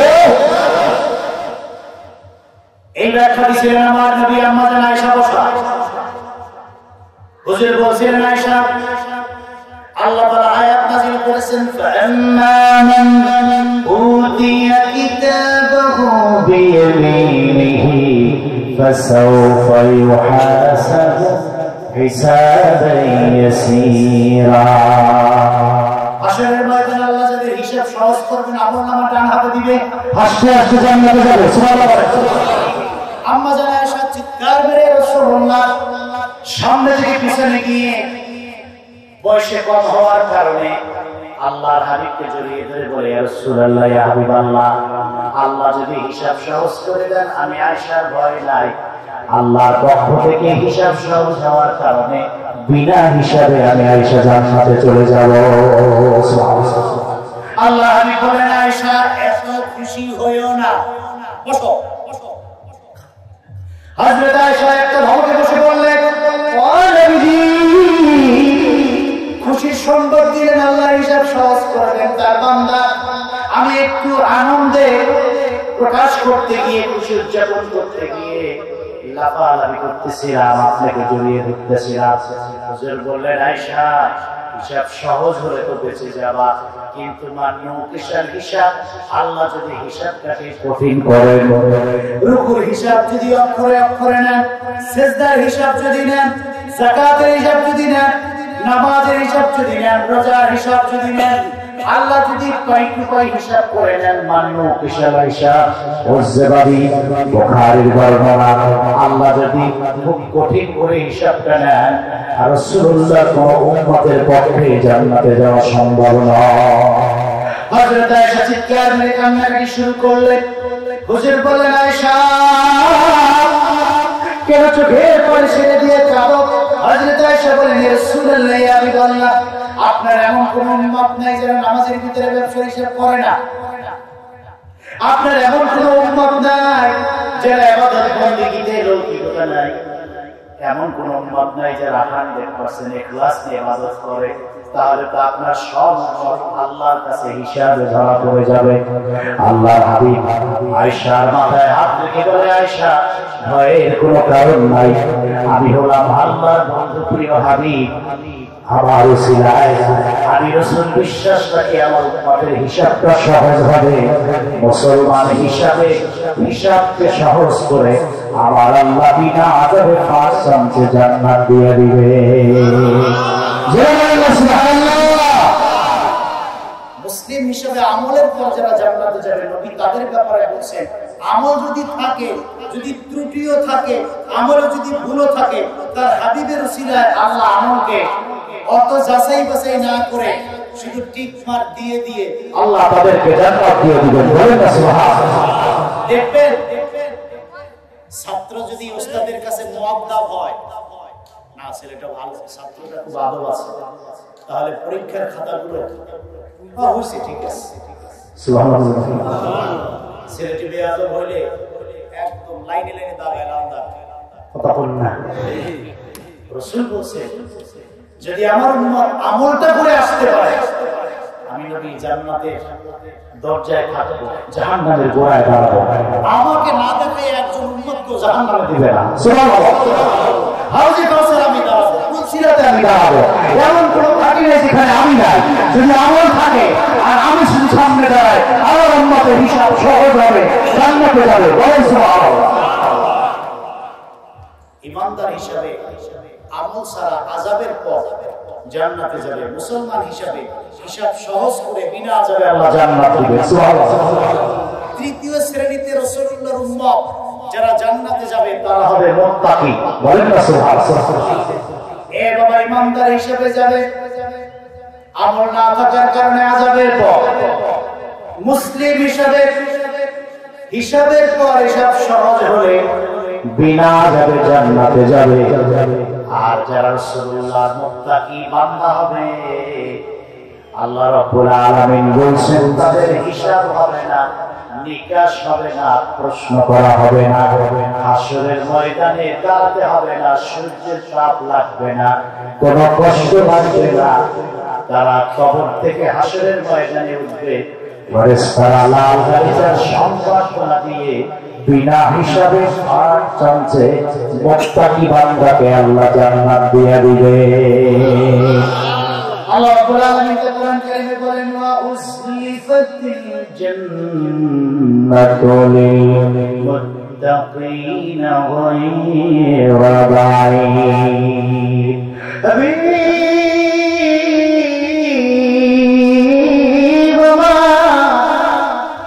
দুনিয়ার এই 70-80 বছর জিন্দেগিতে আমার যে প্রিয় বান্দাগুলি তাকওয়ার জীবন যাপন করবে, বেঁচে বেঁচে চলবে, সুদ সামনে করবে, সুদকে আড়াল করবে, মিথ্যা বলার সুযোগ আসবে, মিথ্যাকে ছেড়ে দিবে, তারপরে ঘুষের পর্ব আসবে, ঘুষকে না করে দিবে, দুনিয়ার জীবনে যাচাই করে বাছাই করে তাকওয়ার জীবন যাপন করে আল্লাহকে ভয় করে চলবে।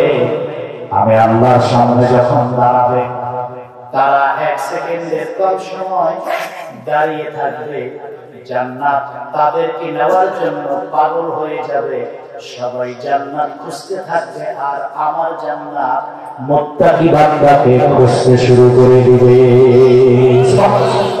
সবাই খুঁজবে জান্নাত, আর জান্নাত খুঁজবে মুত্তাকি বান্দাকে। তাদের আযাব নাই, কষ্ট নাই, শান্তি নাই, হিসাব নাই, বিনা আযাবে ঘর টানছে, আল্লাহ মুত্তাকি বান্দাকে জান্নাত দিবে। বলেন না সুবহানাল্লাহ। এই জন্য আল্লাহ হাবিব বলেন কোরআন কারীমে আল্লাহ তাআলা মুত্তাকির কথা আগে বলেছেন আলিফ লাম মিম যালিকাল কিতাবু লা রাইবা ফীহি লা রাইবা ফীহি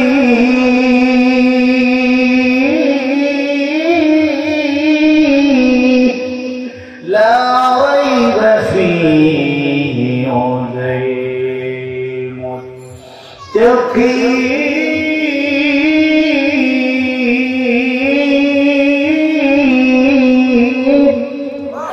আল্লাহ রাব্বুল আলামিন বলেন হাবিব আমার, আমি আল্লাহ স্পষ্ট করে দিলাম কোরআন একটি সন্দেহমুক্ত ত্রুটিমুক্ত কিতাব, যার ভিতরে সন্দেহের কোনো অবকাশ নাই।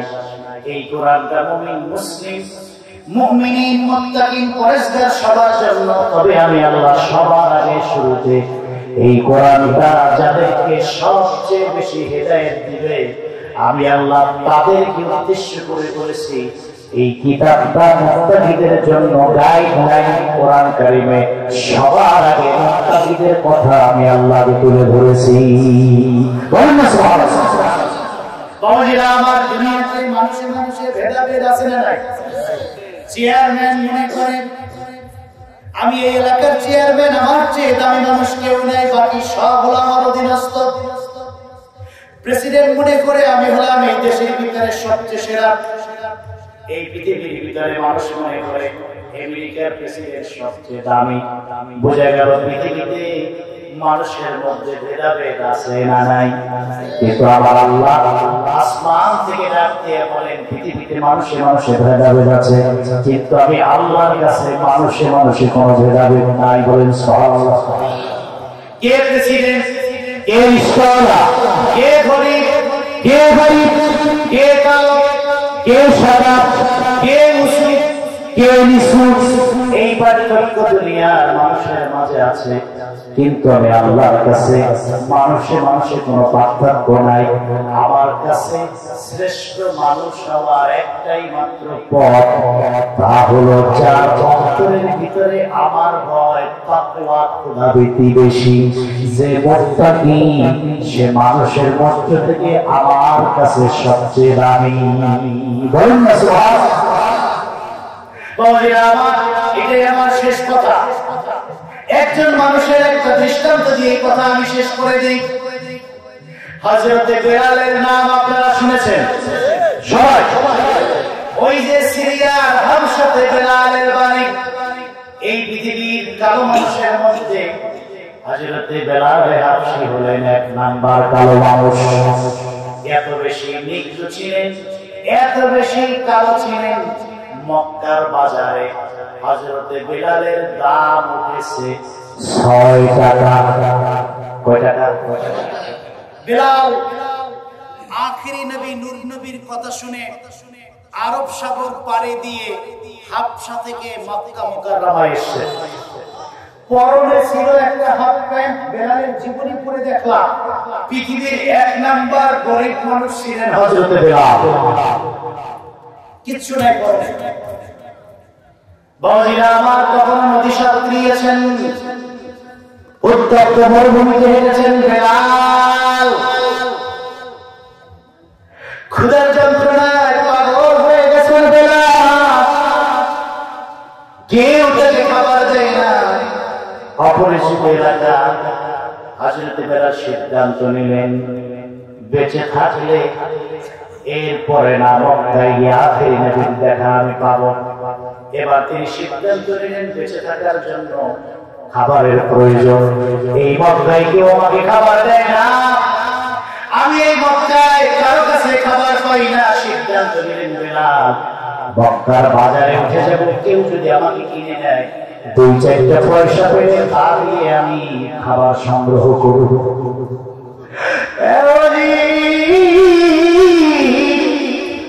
সকালবেলা বাজারে উঠলেন, দিন গড়িয়ে সন্ধ্যা হয়ে যায়, কেউ বেলালের দাম বলে না। মুনাফিক সর্দার উবাই ইবনে খালদ বেলালের কাছে গিয়ে বললেন বাড়ি কোথায়? সিরিয়া। এই বাজারে কেন এসে বিক্রি হওয়ার জন্য? চেহারা নাই, সুরাত নাই, কথা বলতে পারো না, তোমার দাম আছে 6 টাকা, রাজি নেই। কয় যে শুধু 6 টাকা না, যদি কোনো মূল্য না দেন তারপরেও যেতে রাজি। বিনিময় শুধু কয়েক বেলা খাবার খেতে চাই। সঙ্গে করে দিয়ে আমি উমাইয়া ইবনে খালদ কিনে নিয়ে গেলেন, খেতে দিলেন বেলালকে। দিন আর রাতের হযরতে বেলালে দিনের বেলা মনিবের চাকরি, রাতের বেলা গভীর অন্ধকারে মরুভূমিতে সিজদায় পড়ে চোখের পানি ছেড়ে হযরতে বেলাল কাঁদেন আর বলেন, আল্লাহ এই জীবনটা ভিক্ষা দিয়েছেন, নূর নবীর শহর মক্কায় আসতে পেরেছি, আমি বেলালের জন্য এর যে খুশির আর কোনো খবর নাই। কাল্লা কাল্লা চোখের পানি বেলালে, যুবক রে, বেলালও কিন্তু তোমার আমার মতো যুবক ছিল রে যুবক।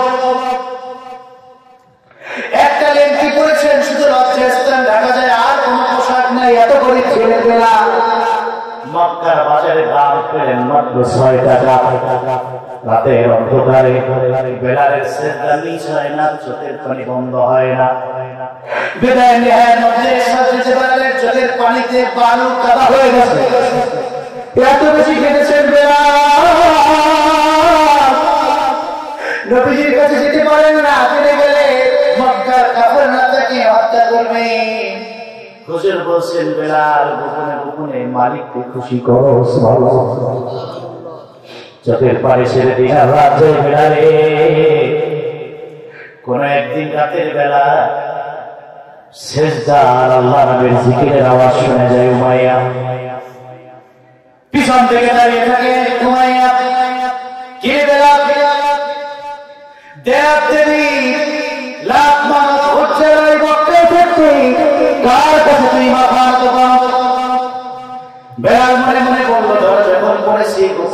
লাভ নাই। মানিককে বললো, এই মক্কায় সিসিলিয়া থেকে বহু কষ্ট করে জীবনের মায়া ছেড়ে দিয়ে সত্যটা গোপন করার জন্য না, আপনারা যাদেরকে দেবতা মানেন আমি তাকে মানি না, বরং এই দেবতার যিনি স্রষ্টা, এই মক্কার যিনি স্রষ্টা, আপনাদের যিনি স্রষ্টা, গোটা পৃথিবীর যিনি স্রষ্টা, আসমান জমিনের যিনি স্রষ্টা, স্বয়ং আল্লাহ রাব্বুল আলামিনের কুদরতি কদমে আমি সিজদায় কাঁদি।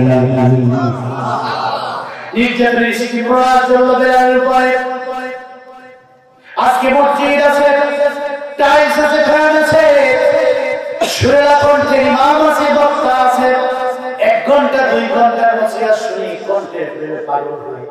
বেলালের কিন্তু কণ্ঠটাও ছিল না, চেহারাটাও ছিল না, পাকা মসজিদও ছিল না। বেলালের সামনে ছিল মৃত্যুর ঝুঁকি, বেলালের সামনে ছিল পাথর চাপা দিয়ে হত্যার ভয়, বেলালের সামনে ছিল অস্ত্রের সরঞ্জামাদি।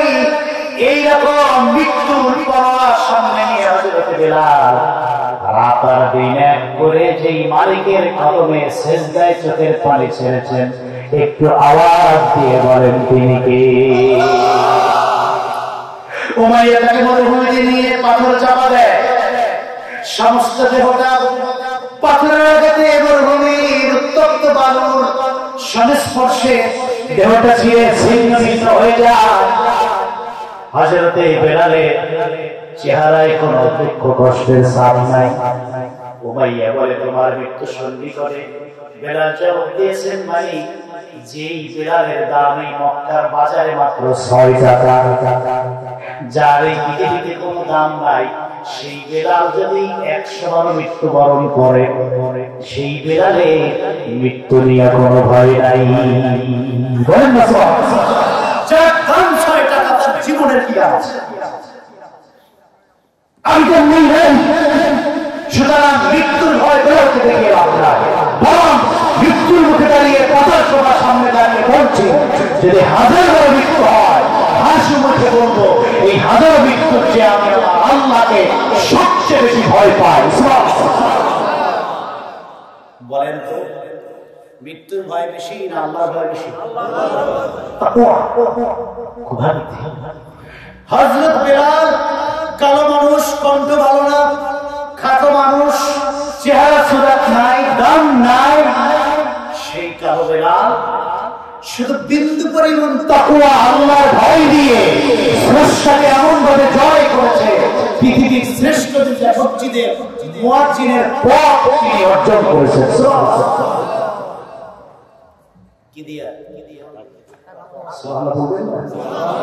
আল্লাহর ভয় দিয়ে, তাকওয়া দিয়ে। পৃথিবীতে মানুষে মানুষে ভেদাভেদ আছে, কিন্তু আল্লাহর কাছে মানুষের ভেদাভেদ নেই, আল্লাহর কাছে পার্থক্য আছে, তাকওয়া। সুবহানাল্লাহ। বেলাল তার জ্বলন্ত দৃষ্টান্ত। হযরত উমাইয়া, হযরত বেলাল বললেন, যে উমাইয়া, হত্যা করতে চাও, কোনো ভয় পাই না।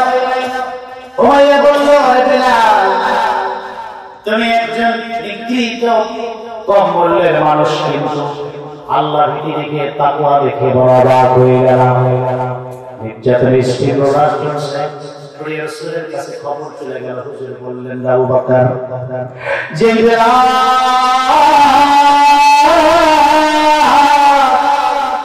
মৃত্যুকে পরোয়া করে না, তার দুর্দশাকে জীবনের চাইতে বেশি ভালোবাসে, আল্লাহকে ভয় করে মৃত্যুকে আলিঙ্গন করতে চাচ্ছে, এই বেলালকে তুমি মুক্ত করে নিয়ে আসো। হযরত আবু বকর গিয়ে 40 উকিয়া স্বর্ণ, বর্তমান বাজার মূল্য 9 লক্ষ টাকা দিয়ে হযরতে বেলালকে উমাইয়া থেকে কিনে নিয়ে আসেন। বলেন সুবহানাল্লাহ। আল্লাহ হাবিব বললেন, বেলাল, তাকওয়ার পরীক্ষায় পাস করেছো, আল্লাহর পক্ষ থেকে পুরস্কার রব্বুল আলামিন বলে দিয়েছেন। হযরতে বেলাল হবেন এই বাইতুল্লাহর মুয়াজ্জিন, যার অন্তরে আল্লাহর ভয় এত বেশি যে মৃত্যুকে পরোয়া করে না। আমি আল্লাহ নামের ডাক চাই, সেই বেলালের মুখ দিয়ে বের হয়ে যায়। বাবা, শেষ কথা আমার, মানুষ যদি দুনিয়া চলার পথে 60-80 বছরের এই জিন্দেগিতে দুনিয়ার কাজ, কর্ম, ব্যবসা বাণিজ্য, রাজনীতি, অর্থনীতি, সমাজনীতির মধ্যে সব কিছুকে একদিকে রেখে আল্লাহর ভয়কে হৃদয় জায়গা করে দেয়, তাহলে আল্লাহর কাছে তার দাম বেড়ে যায়। বেলাল তার বাস্তব দৃষ্টান্ত। এই বুখারীতে এসে বলেন, ও বেলাল, মেরাজ রাতে জান্নাতে গেলাম, ফাসামাইতু দাফানা আলাইক ফি বাইনা ইয়াদাইয়া ফিল জান্নাহ। বেলাল, আমি যখন জান্নাত ঘুরে ঘুরে দেখছিলাম, আমি নবীজি নূরের কানে শুনতে পাচ্ছিলাম এই জান্নাতে তোমার পায়ের আওয়াজ। ছয়টা কাতামের বেলাল ভালো করে আযান দিতে পারো না, চেহারা সুরত নাই। মসজিদে নববীতে খাবার না আসলে 1 সপ্তাহ 10 দিন না খেয়ে তোমার দিন আর রাত কাটে। এমন কি আমলটা করবে বেলাল যে আমলের কারণে জান্নাতের ভিতরে তোমার পায়ের শব্দ পেলাম। সুবহানাল্লাহ। দু চোখের পানি ছেড়ে দিয়ে বেলাল বলে,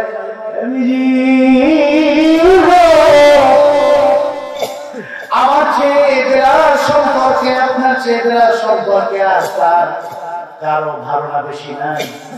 আপনার হুজুরার সামনেই বসে থাকি, আপনি যখন বাইক থেকে ঘরে ফিরে নূরের চেহারার দিকে তাকাই, 1 সপ্তাহ ক্ষুধার যন্ত্রণা দূর হয়ে যায়। ঘর নাই, বাড়ি নাই, থাকার জায়গা নাই, মসজিদে নববীর বারান্দায় ঘুমায়। অক্ত হলে মসজিদে নববীর আযান দিয়ে দিন। কি আমল আছে যে জান্নাতে আমার পায়ের শব্দ শুনেছেন? তবে নবী দুইটা আমল আছে। এক, বেলালের কলিজা যদি ছিঁড়ে 2 ভাগ করা হয়, এই কলিজার মধ্যে আল্লাহর হাবিবের ভালোবাসার কোনো অভাব নাই। আর একটা গুণ আমার মধ্যে আছে নবী, তা হলো মরুভূমির থেকে 6টা জার বেলালকে তুলে এনে আপনি যে মসজিদে নববীর মুয়াজ্জিনের মর্যাদা দিয়েছেন, এই শুকর আদায় করবার জন্য যখনই ওযু করে মসজিদে ঢুকি 2 রাকাত নফল নামাজ পড়তে আমি বেলাল ভুলি না। হুজুর বললেন, রে বেলাল, আল্লাহর ভয়, নবীর মহব্বত আর মসজিদে ঢুকে 2 রাকাত নফল নামাজ তোমাকে এত এত এত বেশি মর্যাদায় আল্লাহ পৌঁছে দিয়েছেন। তোমার তাকওয়া খোদাবিদের বিনিময় জান্নাতে শুধু পায়ের আওয়াজই নয়, জান্নাতে তোমার ঘর আমি নবী দেখে এসেছি। সুবহানাল্লাহ। এজন্য আল্লাহ রাব্বুল আলামিন বলেন, ইয়া আইয়ুহাল্লাযীনা আমানু তাকুল্লাহা ওয়া কুনু মা'আস সাদিকিন। রাব্বুল আলামিন বলেন, হে ইমানদারগণ, আমি আল্লাহকে সবচেয়ে বেশি ভয় করো। আর যারা আমাকে ভয় করে আল্লাহ ওয়ালা হয়ে গেছে, যারা সাদিকিন হয়ে গেছেন, সালিহিন মুত্তাকি হয়ে গেছেন, তাদের সঙ্গী হয়ে যাও। আমি আল্লাহ তোমাদের জন্য তাকওয়ার পুরস্কার হিসেবে জান্নাতটা দিয়ে দিব। জোরে বলেন না সুবহানাল্লাহ। তাহলে সেই তাকওয়া অর্জন করার দরকার আছে না নাই? এই তাকওয়া শুধু কি পুরুষের জন্য না নারীর জন্য?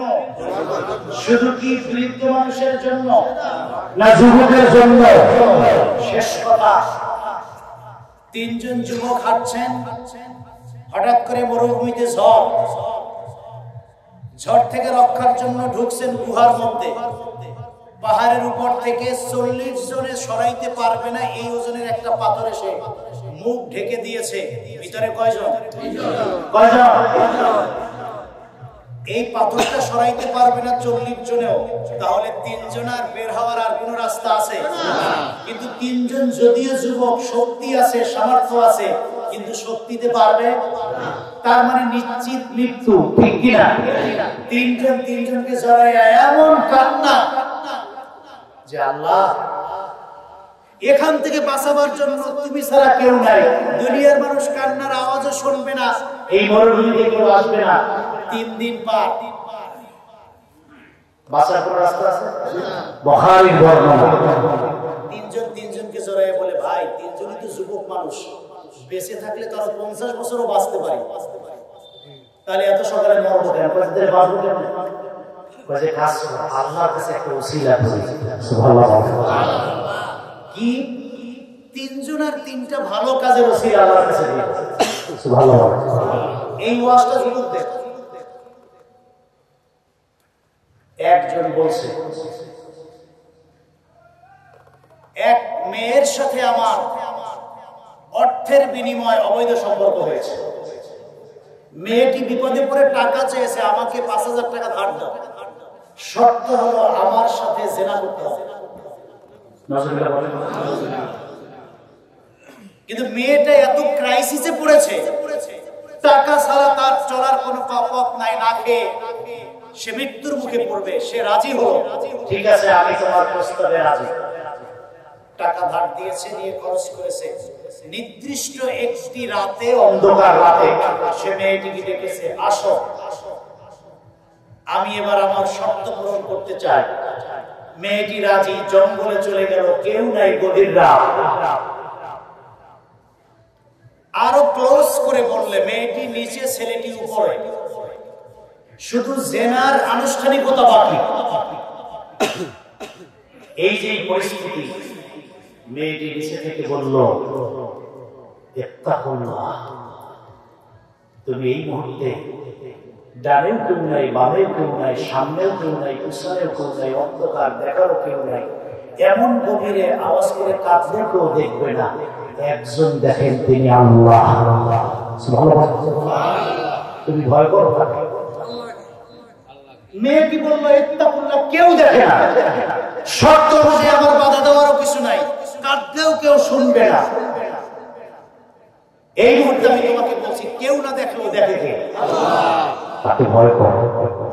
কসম আল্লাহর বলার সঙ্গে সঙ্গে একটা চিৎকার মেরে আল্লাহকে ভয় করে ছেলেটি জিনার মস্তিষ্ক থেকে উঠে যায়। এটা সম্ভব কোন ভয়ের কারণে? ছেলে বলেন, পরিস্থিতি কি ভালো করে বুঝবেন। এই পরিস্থিতিতে ফিরে আসা খুবই কঠিন, খুবই কঠিন। কিন্তু যিনি ফিরে এসেছেন তিনি কার ভয়ে?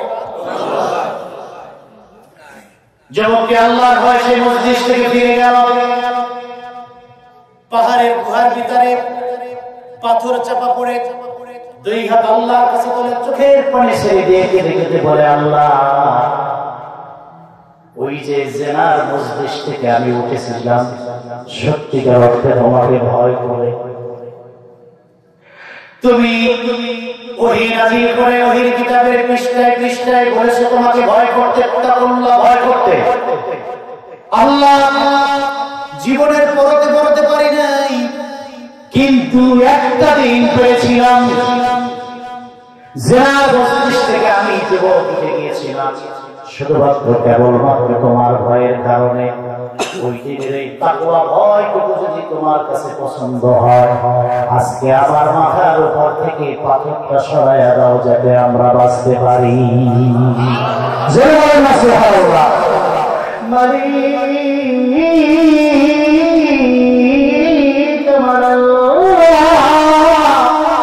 সঙ্গে সঙ্গে ডেকে ডেকে বলে, জীবন, এই যৌবনের কারণে এমন একটি কঠিন কাজ থেকে তুমি নিজেকে মুক্ত রাখতে পেরেছো শুধুমাত্র কেবলমাত্র আমার ভয়ের কারণে।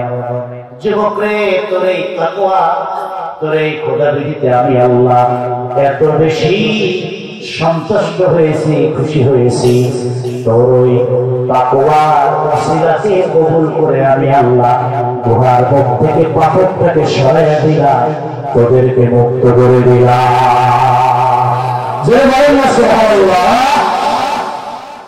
জীবনের কোন এক পরতে যদি আল্লাহকে ভয় করে পা ফেলা যায়, সেটাও নাজাতের ওসিলা হতে পারে কি পারে না? শেষ কথা, আর এক যুবক বলেছে, আমার ঘরে বাবা আর মা আছে, ছোট একটি সন্তান আছে, স্ত্রী আছে, আমি ছাগল চড়াই মরুভূমিতে, ঘরে ফিরে বাবা মাকে দুধ গরম করে নিয়ে যাতে পান করাই, এরপরে মাথায় তোল দেই, বাবা মাকে আদর করে কপালে চুমুকে আমি ঘুম পাড়ায় দেই প্রতিদিন। বাবা মা দুধ খেয়ে ঘুমিয়ে পড়লে বাকি দুধ সন্তানের মুখে তুলে দেই। সন্তান আর স্ত্রীকে বাবা মাকে খাওয়ানোর আগে খাওয়াই না, কিন্তু কোন একদিন মাঠ থেকে ফিরতে আমার দেরি হয়েছে, এসে দেখি বাবা আর মা দুজনে ঘুমিয়ে গেছে। স্ত্রীকে বললাম কি বলে ঘুমিয়েছে? স্ত্রী বলে তুমি সন্তানকে বারবার ডেকে ঘুমিয়ে গেছে, কিন্তু তারা বয়স্ক মানুষ থাকতে পারে না, ঘুমিয়ে পড়েছে। ছেলের চোখের পানি ছেড়ে দিয়ে কেঁদে বকরি থেকে দুধ দহন করে গরম করে বাবা মার শিয়রে দাঁড়িয়ে অপেক্ষা করতেছে। রাত 2টা 3টা যখন এসে বাবা মা আমাকে ডাক দিবেন, সাথে সাথে যেন খাবারটা দিতে পারি, এই জন্য নির্মম সারা রাত বাবা মার শিয়রে দাঁড়িয়ে আছে। রাত গভীর হয়েছে, ছোট বাচ্চা কান্নাকাটি করে বাবা খাবার দাও। বাবা বলে আগে বাবা মা খাবে, তারপরে সন্তান। পা জড়িয়ে ধরেছে সন্তান, তাও দুধ দেয় নাই, ছেলেকে ধাক্কা মেরে ফেলে দিয়েছে।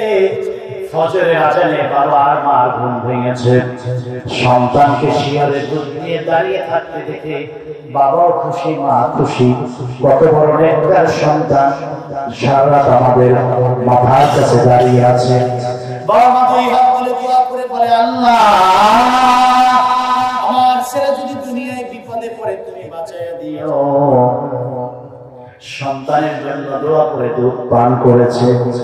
ওই সন্তানকে পাহাড়ের গুহায় মধ্যে বসে আল্লাহ, ওই যে বাবা মার খেদমত করেছিলাম যুবক বয়সে, ওই দিনের বাবা মার খেদমত যদি পছন্দ হয়, ওই খেদমতের বিনিময় এই পাহাড়ের গুহা থেকে মুক্ত করে দাও। আল্লাহ বলল, রে সন্তান, বাবা মার খেদমত করে আমার কাছে ওসিলায় হাত তুলেছো, ওই খেদমতটাকে কবুল করে যুবক সন্তানের দোয়া কবুল করে নিলাম, গুহা থেকে আমি আল্লাহ তোমাদেরকে মুক্ত করে দিলাম। তাহলে আল্লাহকে ভয় করতে হবে জীবনের পরতে পরতে। যেদিন থেকে ইসলামের বিধান ফরজ হয়েছে, ছেলে হোক মেয়ে হোক, তখন থেকেই তাদেরকে তাকওয়া জীবন, আল্লাহ বিধির জীবন যাপন করতে হবে, ঠিক কিনা বলে? একেবারে কৃষি ক্ষেত থেকে নিয়ে শুরু করে সংসদ ভবন পর্যন্ত সকল সেক্টরে ভয় করতে হবে একজনকে। চিল্লায়ে বলেন তিনি কে? তাহলে এই সমাজ দুর্নীতি মুক্ত, এই সমাজে সৎ নেতৃত্ব প্রতিষ্ঠা হবে, মানুষগুলি আল্লাহ হবে, মসজিদগুলি মুসল্লি দিয়ে ভরে যাবে, পিতামাতার খেদমত হবে, একটা দিন পরিবেশ তৈরি হবে, ঠিক কিনা বলে? এই জন্য আল্লাহকে ভয় করতে হলে, যারা আল্লাহকে ভয় করে মুত্তাকি হয়ে গেছে, ওলি হয়ে গেছে, তাদের দ্বারস্থ হতে হবে। তাহলে সহজে আল্লাহকে ভয় করা শেখা যাবে, ঠিক কিনা? মনে রাখবেন, ডাক্তার হতে গেলে ডাক্তারের কাছে যেতে হয়, মুত্তাকি হতে গেলে মুত্তাকি বান্দার কাছে যেতে হয়। এই জন্য দেখবেন যারা হক্কানি ওলি, চান্দ্রা দরবার, সাসিনা দরবার, তারপরে সোনাগন্ধা দরবার, সন্তোষপুর দরবার, যারা পীর ছিলেন তারা মুত্তাকি ছিলেন না। একজন মানুষ থেকে লাখো মানুষ পথ পেয়েছে, ঠিক কিনা? এইটা কিসের কারণে? তাকওয়ার কারণে। তার ভিতরে যে আল্লাহর ভয় আছে, প্রেম আছে, নবীর সুন্নাত আছে, মহব্বত আছে, তার ট্রান্সফার হয়ে সাধারণ মানুষের ভিতরে গিয়েছে। মানুষটা নামাজি হয়েছে, দিনদার হয়েছে, ফরজদার হয়েছে, আল্লাহ ওয়ালা হয়েছে। এইজন্য ওলির কাছে গেলে ওলি হওয়া যায়। ওলি যদি মুত্তাকি হয়, মানুষটাও মুত্তাকি হয়, ঠিক কিনা বলেন? আল্লাহকে ভয় করুন, যারা আল্লাহকে ভয় করে ওলি হয়েছেন তাদের সাথী হন। আমাদের জন্য নাজাতের ফয়সালা করবেন কে?